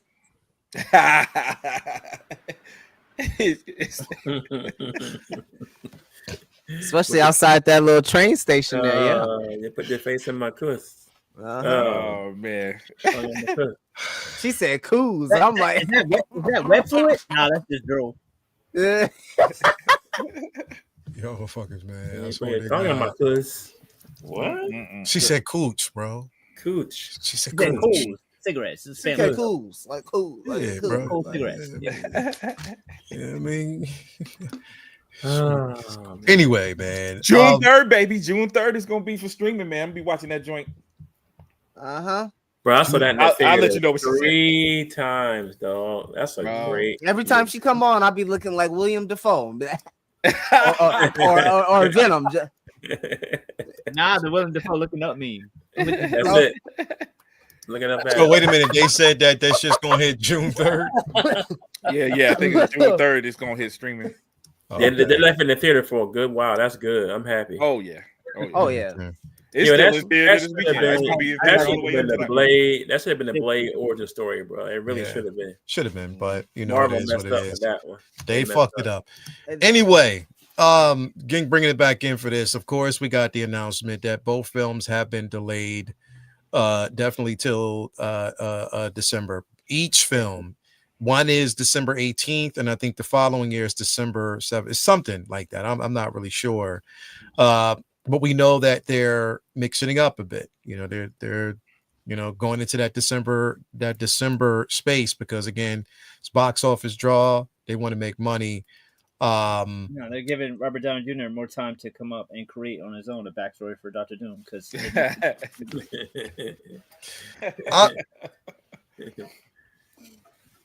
part of me also, bro. Part of me feels as though, as much as we don't want to admit. And I'm not going to. So I want to use another way. I don't want to phrase it this way, that this fatigue. I don't want to call it fatigue. I want to call it. What can we call it? What can we name it? I just think shit movies. Yeah, and I think people need time to actually miss these fucking films, bro. Yeah. They need to give us a reason to miss these fucking films. We need a solid fucking script. We need them to get the shit right, bro, because there's been way too many. I mean, look, as good as I thought Thunderbolts was, it didn't make money, bro. It didn't make a lot of money. It made money. It made its budget back, I think, but it didn't make. It didn't.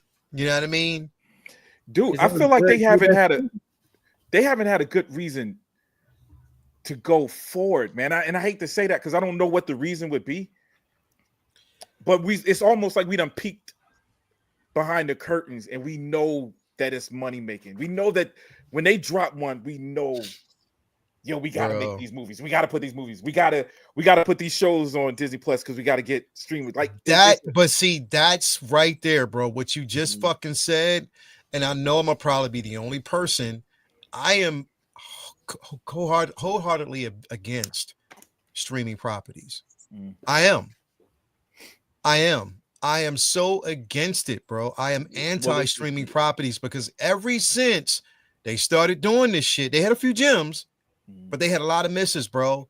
And I think you're divvying your time on scripts between both the streaming IPs and the main and it's for some reason shit ain't sticking, bro.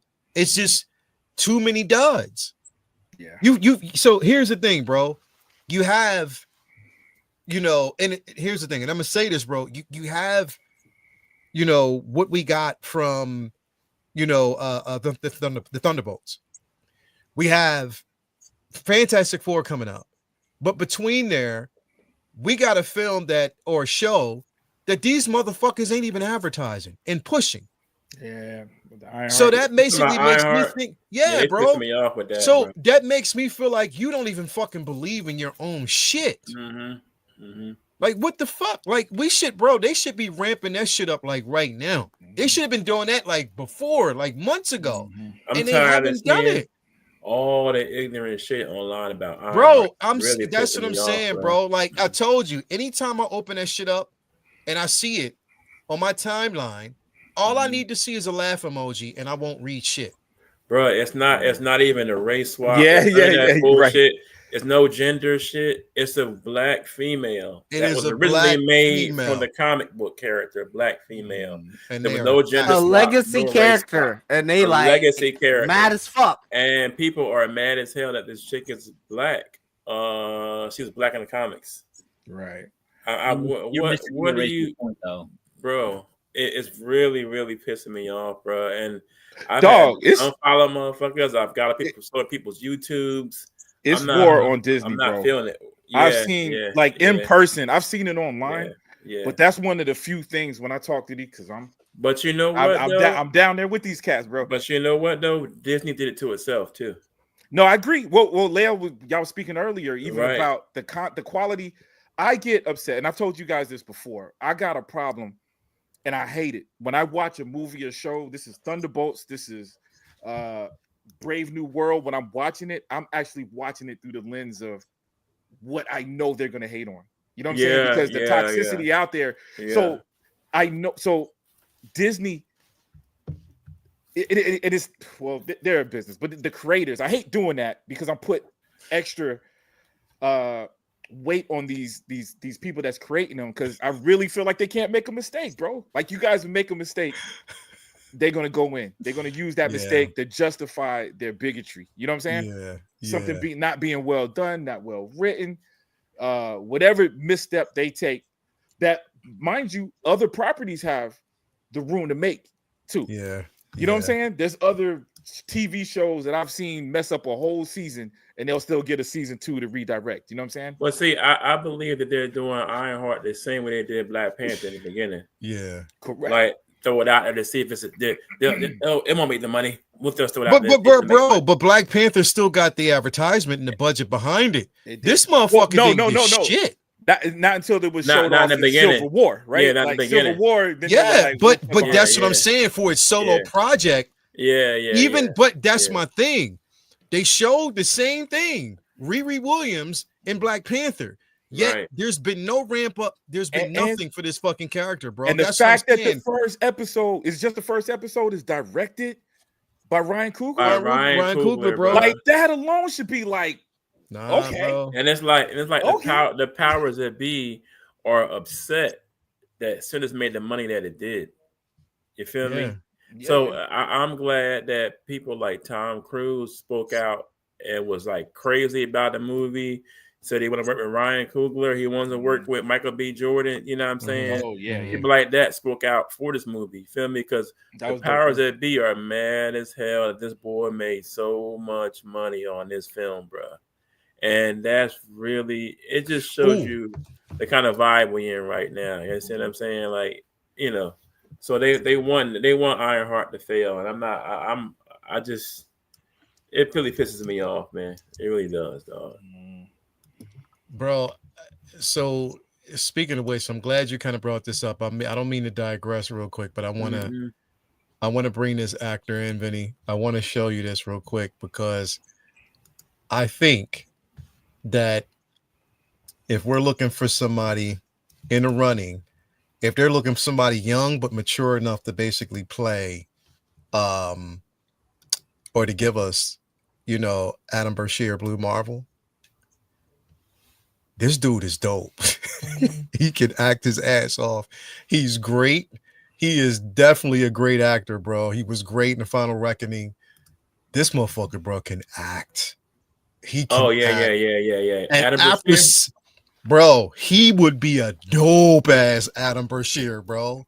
Just his mannerisms, just the way he talks. I mean, I don't know if anybody's ever watched.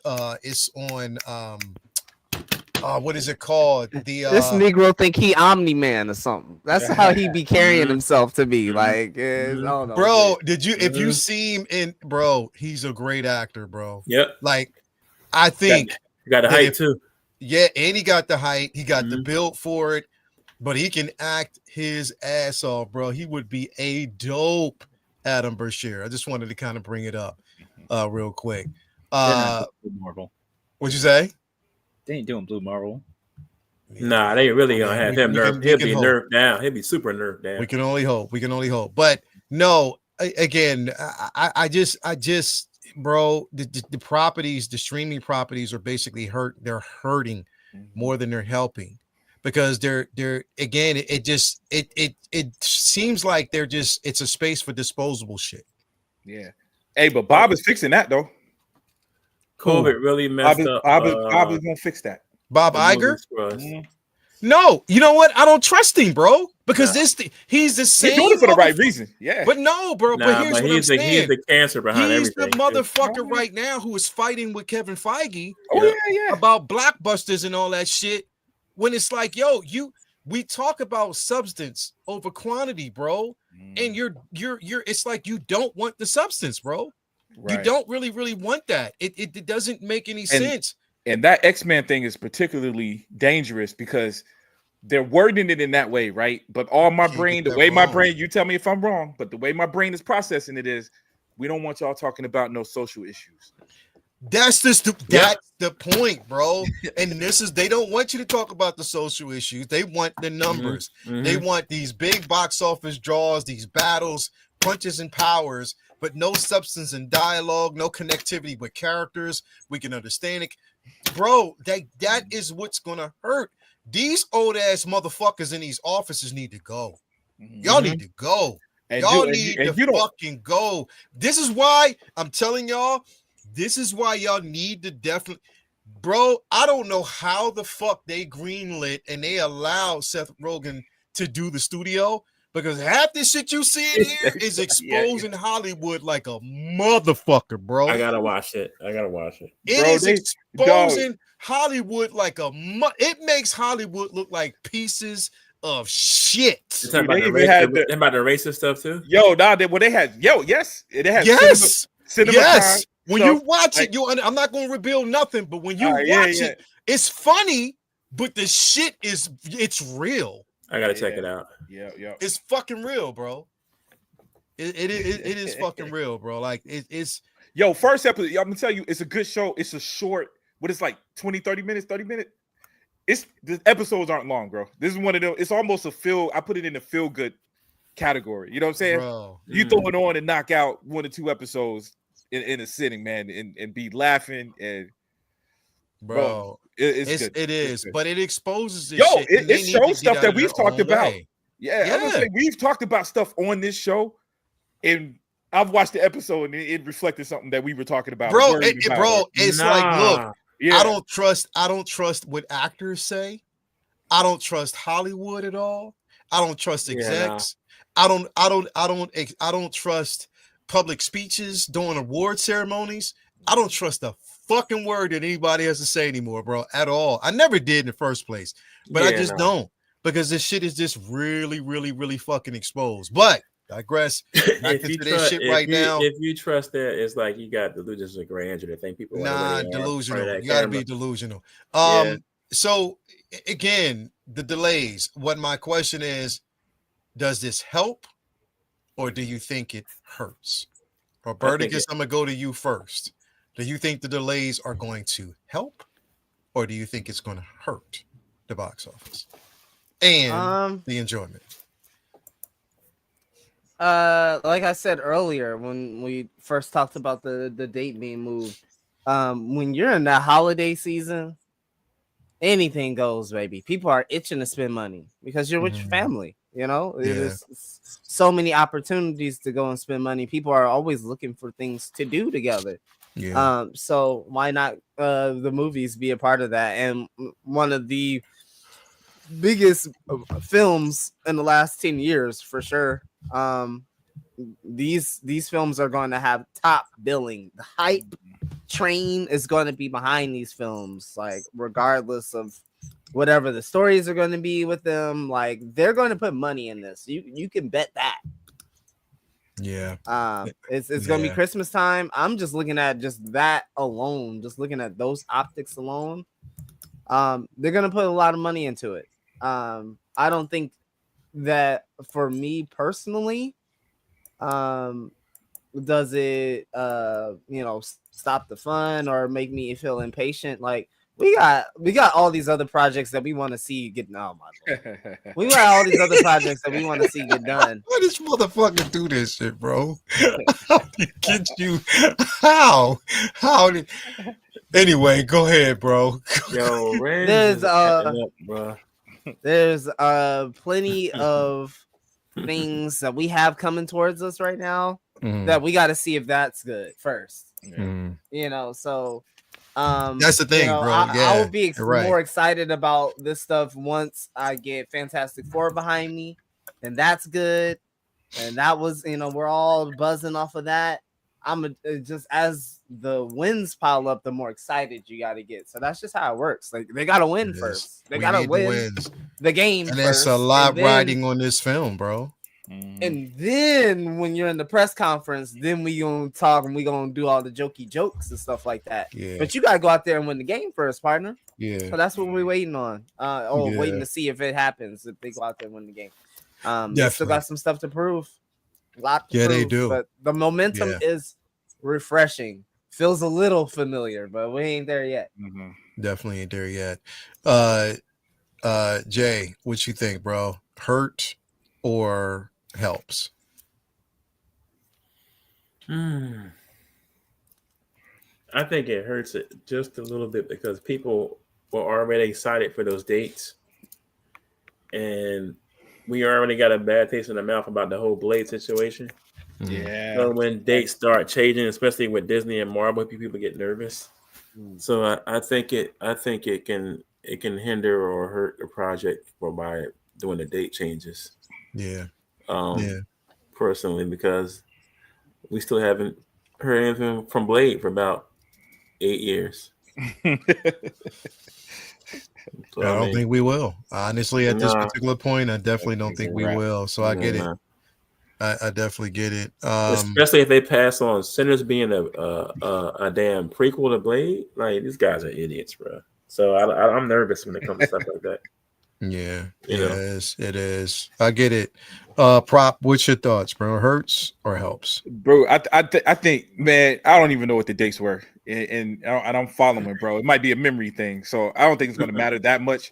Except that, but to Jay's point, I think it hitting the news way, hearing that is getting pushed back hurts because of that Blade thing. You know what I'm saying? Yep. I know I'm repeating, but I think the average fan, not huge fans, not the comic book fans, but the average person that loves Avengers, it's a lot of just normal civilians that love these movies. Mm-hmm. I don't think they're gonna know. You know what I mean? If you post another date on that poster, I don't think they know the difference. You don't think it's gonna hurt too much? I don't think it's gonna hurt that much, yo. And it's just a question on whether it's a good reason or bad reason. You know what I mean? If it started to feel like it's desperate, that they pushing it back because something ain't working, the pieces aren't falling apart, and that kind of plays into what we talked about earlier with them leaking information. If they're doing just that feeling of desperateness, you know what I'm saying? No, I've been using that word a lot when it comes to Marvel, but once you start feeling and sensing that desperateness, that's when this kind of thing hurts, man. You know, and it's not just and again for the average normal person, I don't have a better term for that. For the non-geek, you know what I mean? The person that just loved these movies. Yeah. Even something like Batman being pushed back. It's not just Marvel, just superhero movies in general being pushed back to something not looking right is going to start to affect it, man. But it doesn't feel right. Yeah, I don't know, man. But we got Fantastic Four. We got some stuff that has an opportunity to hold. Even if the Thunderbolts didn't do, I think Thunderbolts is a good movie. So even when it hits streaming, I think it's going to create fans. There are going to be people that didn't go to the movies to watch it that's going to watch it on streaming. Hopefully Fantastic Four is as good or better. Those things will also make this date change maybe not feel so bad if those hold up. I feel you. Vinny, man, hurt or help when it comes to the date changes? Helps because I don't think they were ready in the first place. I think they bit off more than they could chew, and they have this bad habit lately of, I mean, we've seen it with Fantastic Four as well. They were still filming within months of their release date, and their competitor, Superman, had a year to work on post. So it's one thing I'll give Gunn is he's making sure his ducks are in a row and he's measuring twice before he cuts. And I think Marvel could learn a lesson from that because they're just, again, word of the day is desperate to get back where they were. And I'm sure they're very anxious to, get to these films, which are their, their scales where they think that they'll turn everything around without realizing, you can't put out an Avengers movie every year. You have to create a culture where all the films are anticipated, and the Avengers films are, the Super Bowls. And you can't have a Super Bowl if no one's watching the NFL all year, and you can't just have that game. Like, you gotta count on revenue throughout the rest of the products that you're putting out, and I think that they, you know, and again, we hear so much industry shit that is you never know if it's true or not, and it's just too much gossip and talk for me sometimes. But they were starting filming before they even had a script, and I didn't love the things I was hearing about the script in the first place with stuff like RGJ like coming up with backstory for Doom like it's some new character or something. There's so much shit that's just bothered me about this process. If they're taking another 6 months to make sure it's good, then great, because their problem is only going to be worse if when they get back to the Avengers films and they suck. So, they can afford for Secret Invasion or Marvels to not do well when it comes out, because those movies are hated on before, or shows are hated on before they even get a chance, and people aren't expecting anything from them. When it comes to an Avengers film, it better be fucking good. I mean, it has to be. They have to get it right, and I think that they're doing a lot of making a lot of questionable moves and pushing the date back to give themselves more time to figure that out. I think it can only help them, especially considering their whole logic now is, less is more, like quality over quantity. Like last year, all we got was Deadpool versus Wolverine, which wasn't for me. So it was like a year off from Marvel for me. So what's another 6 months? True. And I think it's going to help because again, it's problem solving, and it helps with other IPs as well. I mean, right now it gives them a chance to look at how well or not well Fantastic Four is received. Again, trying to be as optimistic as possible, and that's the only thing that we can do is be optimistic in this space, because we don't know what's going to really happen. But I think it is a helpful situation. I think it does help, to be in this space, and to just wait and see. You know what I mean? It's because here's the thing, bro. Like, the film depends on the other. Doomsday is basically the start of Secret Wars. If it's not working, if what they have from Doomsday does not work, because again, we saw the cohesiveness and connectivity between Infinity War to Endgame and how it was. This is why if you ask the average person who's seen both films, they're going to always say Infinity War was better than Endgame to a lot of people. Some people will say that because you seen these motherfuckers lose. I know Huberticus was hurt when he saw Spider-Man get dusted. Yeah. I know that gut was hurting. Man, it was that and the fact we just saw Black Panther and we just got his movie and then he gonna dust the nigga. I'm like, yeah. Yeah. So getting a chance to see that, it's like, okay, this movie has to live up to that impact. If you're saying that they're going to lose, if you're saying, and I'm guessing that they're saying that these, don't just whatever. If they're saying that how this thing is going to end is going to be direct effect to how we move forward with Secret Wars, then it has to make an impact. Don't rush to get this shit done. Take your time and make sure that the story was right, that the actors are in place, that it's cohesive, and that they are able to give you what you need. Don't fuck around, bro. Like, just don't do it. Take your time. I think also Fantastic Four is a big part of it. I mean, it's absolutely, it's so bizarre going into this 1-2 punch, and the very first Marvel Studios Fantastic Four is just coming out a year before it, because so much of the Secret War story depends on Doom's relationship with Reed and Sue, and his decades of their history playing out. It's like a swan song for their story. And this will be, and they're having to spend all this time introducing all these elements and then having them play out.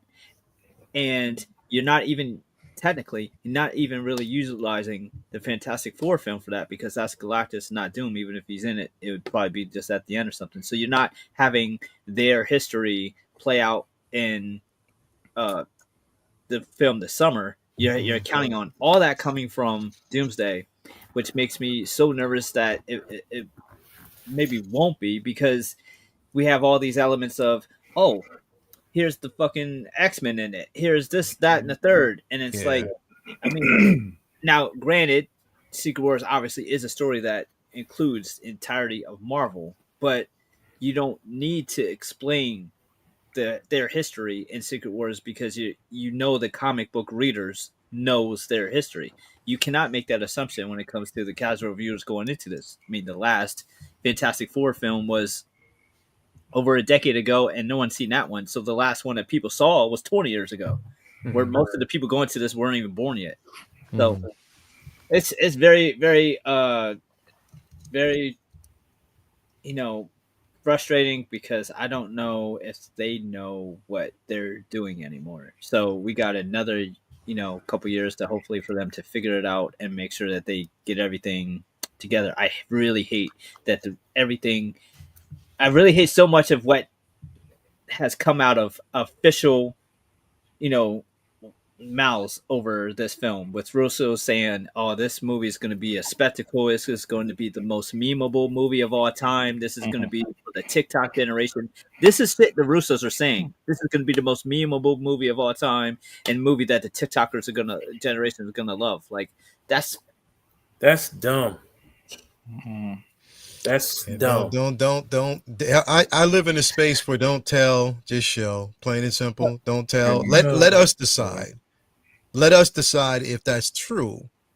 Yeah, when you make a movie to be memed instead of just it coming organic. Making a good movie, yeah, it's dumb. Yeah. But and we already know that James Gunn is guilty of that as well. Fuck yeah, and that's why we rip him. Like, that's why people are worried about fart jokes in Superman. I don't want to worry about fart jokes. Exactly. Yeah. We No. Don't worry. He's gonna be dope. Yo, Superman's gonna be dope. I don't want to end this show like that. Let's move on. He said, I don't want to shoot. Let's move on. I don't want to move forward. We're gonna move forward real quick, because I do want to touch on this real quick. Benny, have you read this book? Look, don't fuck with Dr. Doom, bro. Just don't fuck with Dr. Doom, bro. I literally just read it. I can't really remember the last time I seen in modern comics Dormammu really show up and show out. Yeah, I mean, he's one of those Marvel villains that everybody knows, but hasn't had any recent stories that are very memorable. Like, he's more of a 60s, 70s villain that never really, I mean, obviously he was in the Doctor Strange film, but that film was playing off of his origin, which was all part of his origin, his early days comics. This was basically like him saying, all right, well, Strange spent most of his time just making sure people like me stay the fuck away from y'all, and you were just worried about you. So now I'm coming to fuck with you. Like, what are you gonna do about it? Yeah. And I think it's really just impressive watching Dr. Doom navigate through that tribulation, because Doctor Strange, and here's the dope part, because it was very different, because Doctor Strange often fights him or by outsmarting, and that's really kind of Doctor Doom's lane. But Doctor Doom, in this scenario, he didn't feel like just outsmarting Dormammu. They just had a brawl, like a straight up magic brawl, and Doctor Doom was just doing all kinds of phenomenal shit, and we got to see why. And we're reminded constantly, I know, but we got to see why Doctor Doom is so fucking scary, because he's just, if Batman was a villain, he's all willpower. Like, he would not be denied. And like, there's so many villains are the cowardly villain or just the crazy villain, but Doctor Doom is a hero to himself. So Yeah. he's in many instances written as a hero who just happens to be doing evil shit in a way that it's like, if you just looked at it in perspective storytelling, Doctor Doom always feels like he's right, and he's one of the greatest perspective story driven characters of all time, because he really truly feels like everything he's doing is for the better, the greater good. Yep. Like, and Dormammu is basically checking him because everything he's doing is selfish, but in Doctor Doom's view is like, nah, like I'm helping fucking everybody here. So this fight was phenomenal. Doctor Doom had like this amazing trial through the fight that he hasn't really been tested in that kind of way yet. And then the ending was an incredible surprise. And I think this comic is, I think, kind of what a lot of people, more along the lines of what people were hoping for with this series. Like, we've seen a lot of the cool politics, and we've seen a lot of the cool scenarios played out with him in the Fantastic Four that usually go down just on a bigger scale, but nothing too different than what you kind of would expect. And then we get something here that is something that is couldn't have been possible without this story. And I love the way they played it off. And again, I can't remember the last big Dormammu event. And this was not some kind of subtle behind the scenes cloak of that. Nah, this was Dormammu coming for that smoke. Like, he was on his ass. It was dope. Yeah, it was dope because, as he said even earlier on, that eventually the Avengers would see. Eventually they would see, and they become reluctant heroes in the end. They don't have a choice. Yeah. And for him, he just played the game. Here's the thing. The dope part about it is, through these books, and through this particular book, it's sort of like, as smart or as powerful as Dormammu is, one of his biggest crutches and one of the things that work against him is not knowing his opponent. Yeah. The thing is, you're putting Doom through what is perceived excruciating events, pain, suffering. This man has already dealt with all that, bro.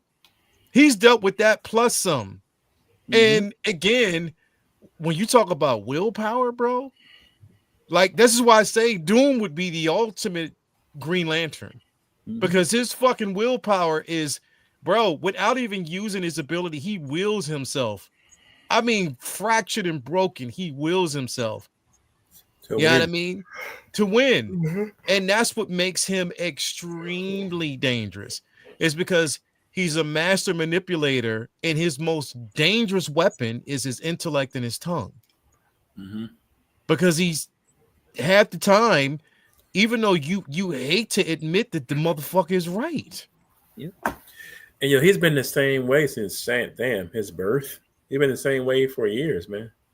Yeah. I like that they haven't really changed who he is as a person for a long time. He's adapted to certain things in the comics, but his core personality of, I'm going to get this no matter who the fuck's in the way, has never changed. And I love that about Dr. Bruh, it's not just his thirst for power. It's his understanding of the power that he receives. Because the thing is, once he gets the powers, he's showing you your potential. And he hasn't even had the power very long. Well, he's a tactician too, man. He makes Batman like a first grader with his tactician techniques. Like, but motherfuckers be talking about Thanos, bro, and I get that, but Doom's way more dangerous. He can be. He's beaten Thanos before. I had the power of God. I found it beneath me. Yeah, the dopest line of all time. Bro. Yeah. Like, this motherfucker is. I mean, the shit that he put fucking Spider-Man through, bro. The deaths, the shit that he put Peter through, bro. The 8 deaths of Spider-Man. Yeah. Poor Peter. Bro was getting tortured. Bro. Poor Peter, bro. He was getting tortured, and in the end, it was what broke him. What broke Peter is what saved him. That's one series I almost threw away, just for the fact that I just couldn't take it, bro. Like he was really fucking with Peter. Like I loved it, bro. I love the simple fact that what broke him is what allowed other villains, or what allowed one of the villains to show him that level of empathy. Well, the other storylines that have been, torturous, I would say most of them have been just like torture for torture's sake. Yeah, they might have had a point, but it's really a lot of the torture of Peter Parker is like arbitrary. Like here, it makes sense. Really, while you're reading it, you're just starting to get more and more mad at Doctor Strange because you're just like, bro, if you did what you were supposed to do, I wouldn't be here. Like, you got me in this shit. I hate to see Peter go through so much, man. Become me is salty for him, bro. But he's one of my favorite characters in Marvel, and they put that motherfucker through so. They think of shit that they do to him like every other month. Yeah, but see, that's the thing. What the writers think of shit to do to him all the time, bro. What is revealed about this book? About about the deaths that he's gone through, is the simple fact that he has hidden so much pain. Yeah, like this motherfucker has hidden so much pain behind humor, jokes, and all this other shit.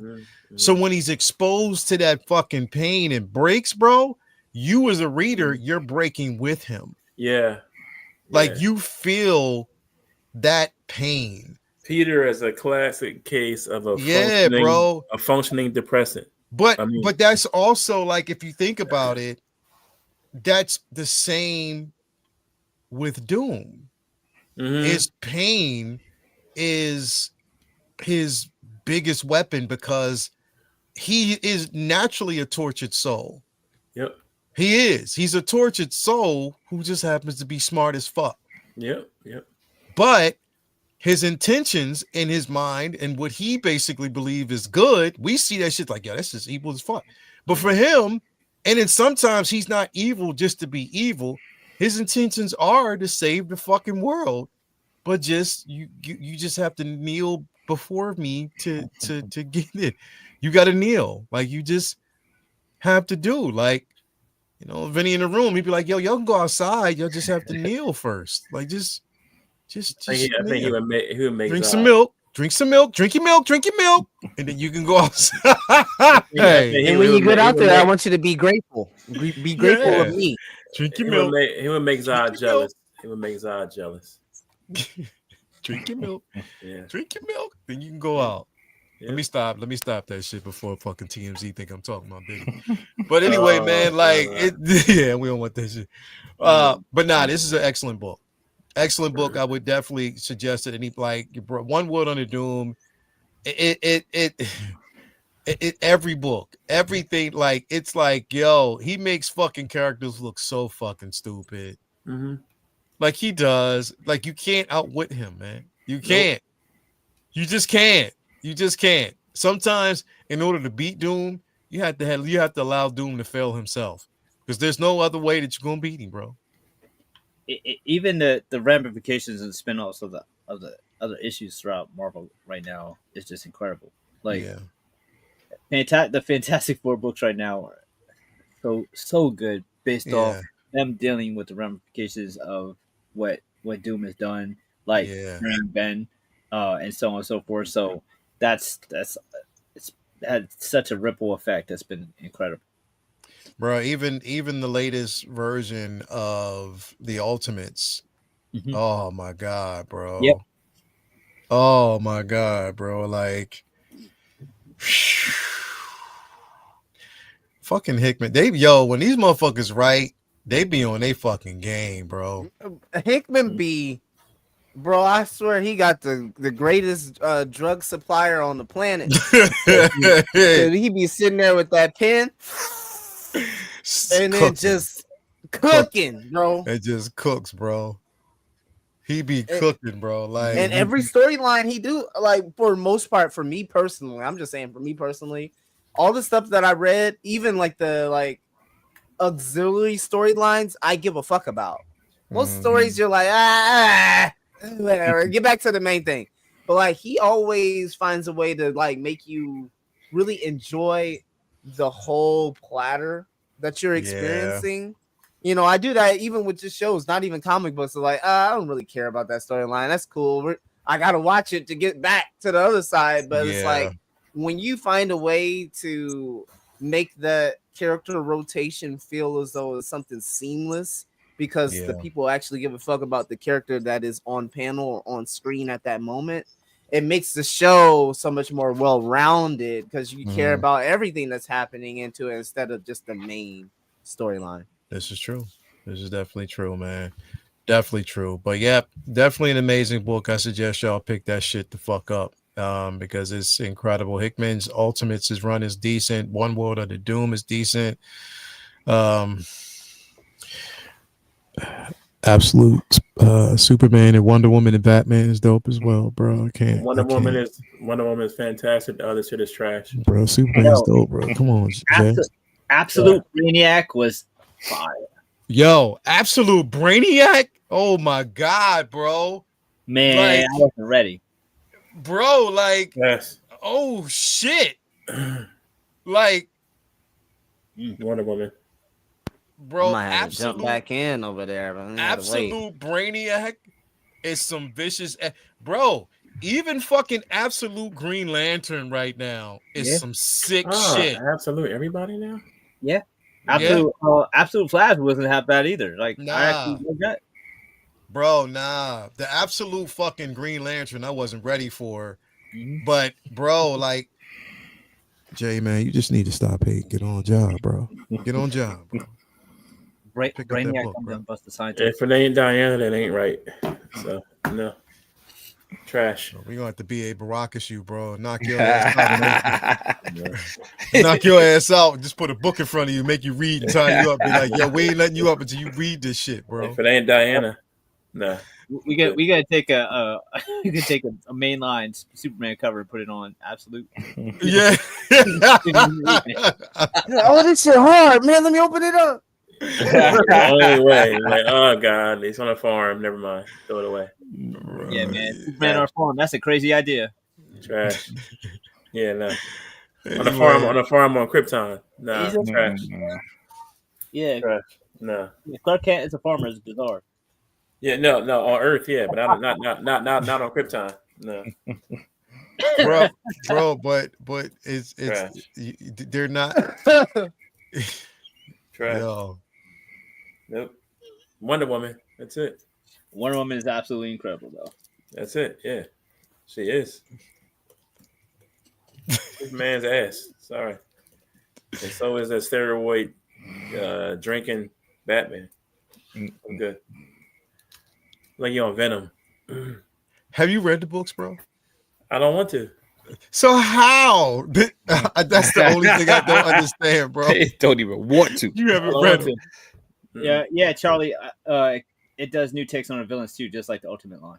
Yeah, it does. It does. It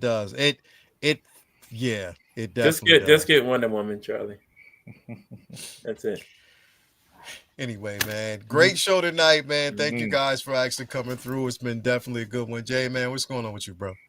Last 4 days of school for me. I cannot wait to get done with this shit. My baby girl has her ceremony coming up on Friday, and then anniversary for me and the wifey on the 1st. So we're trying to figure out what we want to do. That's it, man. Yeah. I made it 14 years, believe it or not. But that's it, man. Just trying to get through the week. Have a good week. Dead man, $5 super chat. Hello, Leo. Been a while since I caught you live. Just wanted to say hello. Hope Superman movie is good. Why you had to mention that, bro?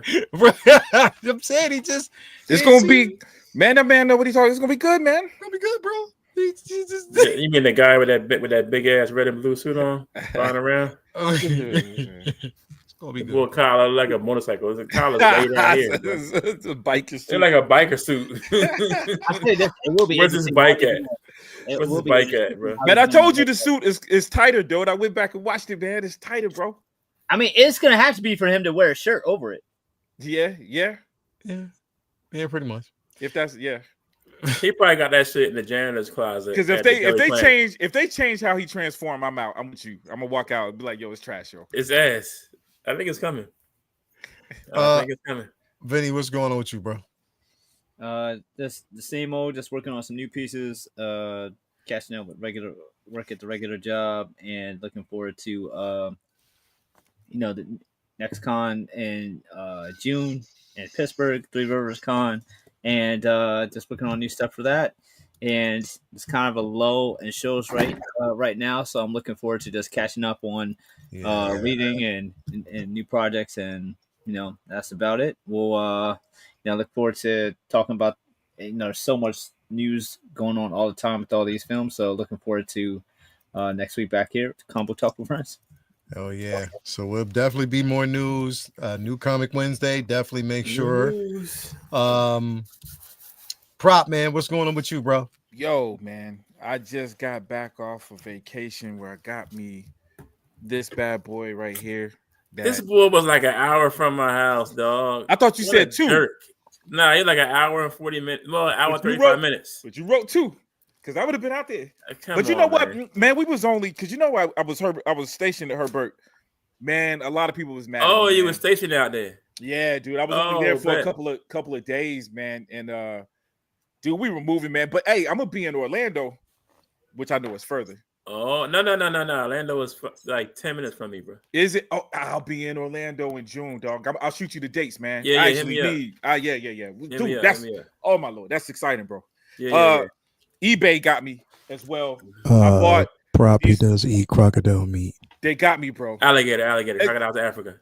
Alligator meat, bro. He does eat alligator meat, bro. Alligator. Listen, y'all ever seen these before? From the '89 Batman movie, classic old from my childhood cards. I got all. I was about to say, don't get too excited because I bought it. It said I was supposed to get all of them. This is only 36 of them, man. I got played. Okay. Yeah, it's 100. No. I got played again, bro. This ain't the same thing as a small statue, but it's a small collection. This ain't all of them, yeah. Bro, how much you pay for that? Where'd you get it from? Where'd you get it from, bro? Where'd you get it? But I paid cheap. I think it was $20. Where'd you get it from? Wait, how much you pay for I got it off eBay. Why do you keep buying off it? Yo, stop, yo. We about to call the house on you, bro. Yo, bro, start calling you Stop Wiz. Listen, bro. Hey, yo, I'm about to call the house on eBay. you, dog. I'm messaging y'all before I ever make a move again, bro. Cancel your eBay account now. Bro, get on Yoda. It's like Prop got to be one of the most unlucky consumers, bro. I'm the test dummy, bro. Bro. Yo. Hold up. That's like 500 cards in that set. Bro, it said full. It promised the stickers and everything, dog. I don't got no. I'm looking through it. I ain't got no stickers. It said full set. It said full set. It said full set of all the duds. It said FOOL, full set. Full set. Full. We still on the Mr. T joint. Bro. Man. Oh man, you know what? That was my fault because this was one of the ones where hey, the price. I knew the price was too good to be true. Bro. I knew it, dog, and it was like I should have picked the other one, but I was like, nah, you said it's the full set. How bad can it be? Man, gotta get them all. God, bro, like Pokemon. Bro, we gotta put you through an anonymous test, like we put Jay. Because we had to keep Jay from reading so many of these posts, bro. We had to keep him from reading all these posts. We got to do you the same way, bro. Like, stop purchasing shit. Stop. Pop's kids be sweating Christmas morning. Like, listen. Yo.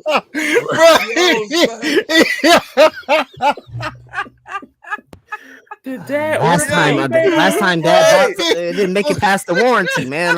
Bro.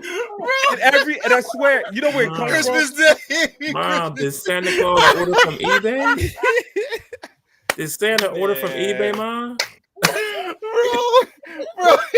Yo, hey, yo, Benny, he'd be like shaking the box. So be like, I know this ain't no PS5. Oh man, Yeah, bro, dog. Where's Spawn at tonight? Bro. Where's Spawn at? Man, he's across the room. Across the room. I ain't even bring him over because I knew I had this BS sitting next to me. Man. bro. You know, all the gifts fit in the stocking. Oh, Hey, dude, man, you know what? bro. People were buying stuff off of in my house. Bro. In my house, man. The wifey, Bro. the kids done bought stuff off Timo that was incredible. Timu? Is it Timu? Yeah. Timu. Yeah. Bro, I done seen like dope sunglasses that fold, good quality. My son done bought figures. I done seen my wife done bought clothes in good quality when I told them not to. I go in there and buy me a Black Panther helmet. This is before I started 3D printing. eBay Warriors, nasty work. The joint collapsed on the head. The picture had it collapsed. That joint showed it was a latex mask, yo. Oh, What did you order it from, bro? I only paid $5 for that, yo. That was Temu. That was only $5, man. But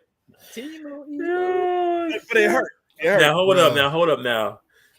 eBay, if you know the seller, you good. Yeah. Because I have a lot of friends that live overseas that I know personally from living in Japan and stuff like that. Right. That I buy from that I know personally in Japan. Right. So if you know the people you're buying from on eBay, you're good. But if you don't, yeah. It'd be just better get insurance or make sure you get that money back.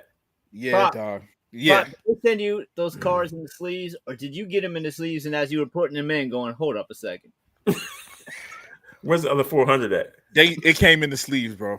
It came in. Oh, it came wild. in the sleeve. They so wild, bro. They wild. Man, that run for that first movie I think it had like, you gotta look at it, maybe like 400 cards for that run. I don't know if it was 4. It was at least. It was at least 2 or 3. Yeah, it was probably about 4. It was at least 37. Bro. Hey, but the few that I did get, man, it takes me back to my childhood. Yeah, bro. This goes back to my drawing days, Vinny. This is when you got a good look of the costume, you got a good look of the characters, man, because you couldn't pause the movies back then. Exactly. 89 Batman, that's the genesis for me, man. Word. Yeah, man. I still have that comic book they came with the first one. I got the comics. Yep, I got the comics. I still have. I remember asking my cousin for $6 to go with Walden Books and get it. Yep, I bought that shit at a 7-Eleven. Walden Books, like Walden Bookstore, bro. Damn, I miss 7-Eleven. And that was a beautiful. Like it looked like, and it had some extra scene. Yo, you know what? It was missing. I remember it was missing the black paint around the eyes in the comic. Okay, yeah. It was like, that might have been, yeah. It might have been, yeah.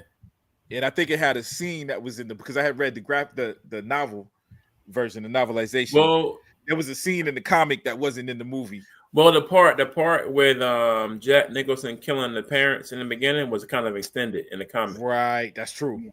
Because they showed him lurking them from the very beginning, and then he's talking to the boys about doing his first. That was his first hit, I think, right? No. I think that was Jack Napier's first hit. I don't remember saying that. Yeah. But that scene was extended in the comic book. Yeah. Mm-hmm. Yeah. Classic. Anyway, bro, but that's it. Life is still good, man. Still got a little bit of money. Life is good. That's cool, bro. Just hit up the seller and be like, "Yo, you forgot the rest of my page." That's what I think, dude. I'm gonna hit him. You need to do it. Yeah, I think. Yeah. Don't just let him get away with your shit. It's like part of the month club, and they just keep coming. Yeah. He gonna send you with it. He gonna send you the rest of the pages, bro. Later Don't on. Don't do that, then, bro. Y'all leave that boy alone, man. I'm just saying, bro. We got. Listen. When I first started on eBay, bro, I used to be so excited to get stuff in the mail, dog. Man, fuck that, bro. I got people though, so I got people. You know what it is? It's times I've gotten lucky, man, because I got a 1/6 scale Hellboy from Hellboy 2 that I knew wasn't gonna show up. It was like $100, man, coming from China. Oh, I gotta be careful. I got it. It came in. It was perfect.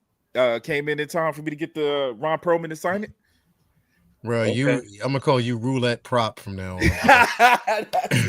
Because you it's a roll of the dice with you, bro. Like you just I think I'm just gonna give it a try. Fuck it. This is money. Yeah, man. Yeah, man. Fuck it. Hey, Snake eyes. the $450 spawn thing ain't never happening again. So we'll keep sharing that statue as the pinnacle of my That's it. Yeah, fuck that, bro. Don't ever do that. Ever. Nope, don't do that. I'll be gambling man prop. Gambling man prop, bro. Gambling Wiz. Gambling Wiz, bro. Like straight up. Okay. I'm just a gambling man, bro. Dude, I'm starting to think, bro, you need Domino at your crib. Bro, hey. Just have her stand there whenever you press a button, bro. I'm right now. I'm right here. I'm right here. I got you. Let her order this shit for you, bro. Let's close that laptop. Yeah, let's close that laptop real quick. Yeah, it might do it, man. You know what's crazy? I got my art from my homeboy in Japan off eBay. My art Superman. But you already knew him. Yeah, and my Joker from him over there. Yeah. Mm-hmm.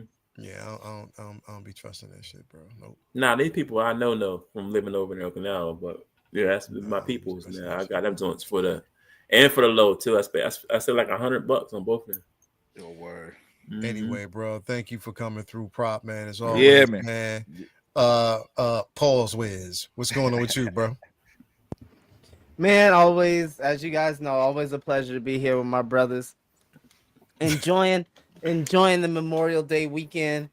For my gamers out there, it's been an amazing weekend as we've all joined in on this quest to hopefully bring back Star Wars Battlefront 3, man. So we're all so they playing did that announce it. No announcement, but but the development stage is starting. They're saying that it's developing. So yeah, I'm still playing Valhalla. Yeah. Is Battlefront 2 still online? Can you still play that? Yes, servers are still up. Everything I got the physical, John. Yeah, you can definitely. I played it, but then I also go back. I like just the story mode because I love. The story is dope. I love it is pretty story. Yeah. It's pretty I dope story. Love that story, bro. I hate the resistance part, but her story is dope. Well, man. I like the Luke portion of it as well. Yeah. When they meet up with the Luke story. Oh my god, bro. The Luke story is fucking dope, and I like her daughter's story, the extended pack, where you basically see her daughter and. Yeah, I love that, bro. Yeah, they did some great things there, man. Like, yeah, they did. Yeah, they did a whole on the back end of that. Yeah. So was her daughter? Okay, ordered that. Yeah, it's another pack. Like you basically buy an upgrade that comes with it, and it's her daughter. You find out that she had a daughter, and with the other pilot, right? The dude. Yeah. All right, bet. So you find out that she basically has a daughter, and you just got to play it because there's some things that happen there. They gotta do something with Andor's kid, bro. That's what I want to see. I don't want to see that. I want him to leave it. I want to leave it. I can go both ways. Too painful. I can go both ways. I just want to leave it. Just let that girl have some grace. Nope. Because I don't trust what they'll do with it. Just leave it there. Oh well, yeah. Just leave it there. Right, we need to see joy and hope. Let that kid just represent hope, and that story just stay where it's at. Don't fuck it up. That's what Star Wars used to be until Brian got a hold of it. Who? What's his name? Ryan Johnson. Ryan Dickhead Johnson. Ah, man. Bro, my boy did Knives Out, baby. He did Knives Out. He's a good director, bro. It's just that he didn't miss me with that trash. Star Wars, and when you do a Star Wars film, people are not gonna let that go. If you do it, especially if you do it poorly in their eyes. No matter how well you are, here's the thing: direct most of these people who are on these projects. Don't matter exactly. But you did, your boy J.J. Abrams did direct Rise of Skywalker. He trashed too. But he tried with Star Wars. He tried to fix. Star Trek. I like Star Trek. Y'all didn't see Star Wars is trash. Y'all see the full interview? There was an interview with Boyega talking about this. He hated his character, bro. He did, but he showed love. You got to watch it. I'll see if I'll send it to y'all. Yeah. Yeah, when he got to Rise of Skywalker, you could hear he acknowledged that everything crashed, but he also you could tell that he had more love for JJ than he did Ryan. JJ was the one who gave him that opportunity. Right. So, but he specifically talked about the last movie, how he tried to put the pieces. He was like, he tried because he thought he was going to be that's what the name of the video character was. He was like Kyle Katarn. Like Kyle Katarn from the comics. Well, he didn't like. So Abrams didn't like what Rian Johnson did with Finn. It was obvious in The Last Jedi. He did not like that. Or Snoke, and that's why he brought the Force element of his character back in, in Rise of Skywalker. He brought the Force element. It was supposed to basically explore it more in 2. But this is when I'm like, the benefit of doing that is to have one solid director tell the entire story. You can't just keep switching through motherfuckers that can't tell an idea, that they can't formulate an idea. It worked with the OT, but it's because there was an idea and Lucas knew where he wanted to go. They knew, yeah. With these motherfuckers, and George Lucas was there. I just don't. New Hope. Yeah, they put on that project no more. Exactly. So when Rian Johnson, they noticed that didn't want to do what JJ had set up. They should be like, all right, then this ain't for you. I just don't respect how Ryan took one of the most hopeful characters, one of the most heroic characters in Star Wars, whack, bro, and turned him into a fucking hermit. The whack, yo. Come on, and then you hear Luke would never. He would never kill try to kill his nephew, no matter what. Like, come on, that's fucking stupid ass. Skywalker's role in Last Jedi wasn't an issue. It was that we hadn't seen anything before, and because we didn't see a build up of Kenobi's the same way in A New Hope. I don't think y'all wouldn't have had a problem with how it ended for Luke if you got that middle part. You gotta see him with Mara Jade. If you saw him take on with Mara Jade and all that stuff, if they gave you all of that and it still happened the same way, people would not give a fuck. No. I would. I still would have hated what you wanted. I don't think Force protection. I wanted to see Luke end up like the fucking hermit. Like, that's not him. I wouldn't want that Force projection to kill him either. I thought that was a dumb. No, that was a dumb. My point is, it wouldn't be that point that big of a contention as it is. Listen. I think he should have made the sequels instead of the prequels, where everybody was still young and could have done all that shit. Exactly. Yeah, I listen, bro. Like I said, it was just the stakes. The stakes is what we didn't basically get.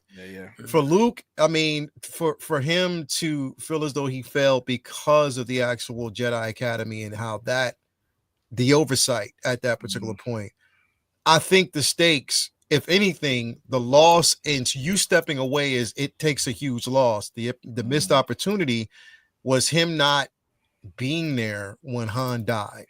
That should have been explored. They should have all. That should have been the thing that changed him at that point. Mark Hamill was really pissed off about that. He was really mad about that. That's what I hated, bro. Yeah, I hated that you had the man on set disagreeing with you, and you went and this is gonna be real. And they showed that. They showed it on set. They showed from behind the scenes, how Mark Hamill was like this, but then you saw him was like, well, come on, just give it a chance. Like, just what the fuck, bro? Like, this is not the way this shit's gonna fucking work, and you're just hampering something that would have or provide. Let me say this. Let me say this. This movie, I'm happy for you that you got a movie that you wanted, but for me, as an old school fan, as a Legends fan, as a Dark Horse comic fan, that's not the Luke Skywalker that I grew up with, and even Mark Hamill was pissed about it. Now Leia's gone; she's died. Carrie Fisher is gone. Right. They'll never have that chance to be together again to close shit out on film like they wanted to. And Rian Johnson did everything he wanted, everything he could to just say "fuck you" to Mark Hamill, pretty much. In that second film. Oh, including and I don't man. And that flashback. I know it's very subtle. Y'all might disagree, but there's never been a flashback in Star Wars. I hate. Never. It stood out to me. You know what I'm saying? Right. Like we hear about the Clone Wars. We hear about. I didn't. Never. We can go. Leo, I know. Remind me to never bring up Star Wars on my outro, because this is my outro, and I haven't even spoken for the last 5 minutes. Go ahead. Don't do it no more. I'm sorry. I will never do that again. I was talking about the damn video game, and the motherfuckers talking about films and shit. God damn. Anyway, happy to be here. Love y'all. Wednesday, Friday. That's it.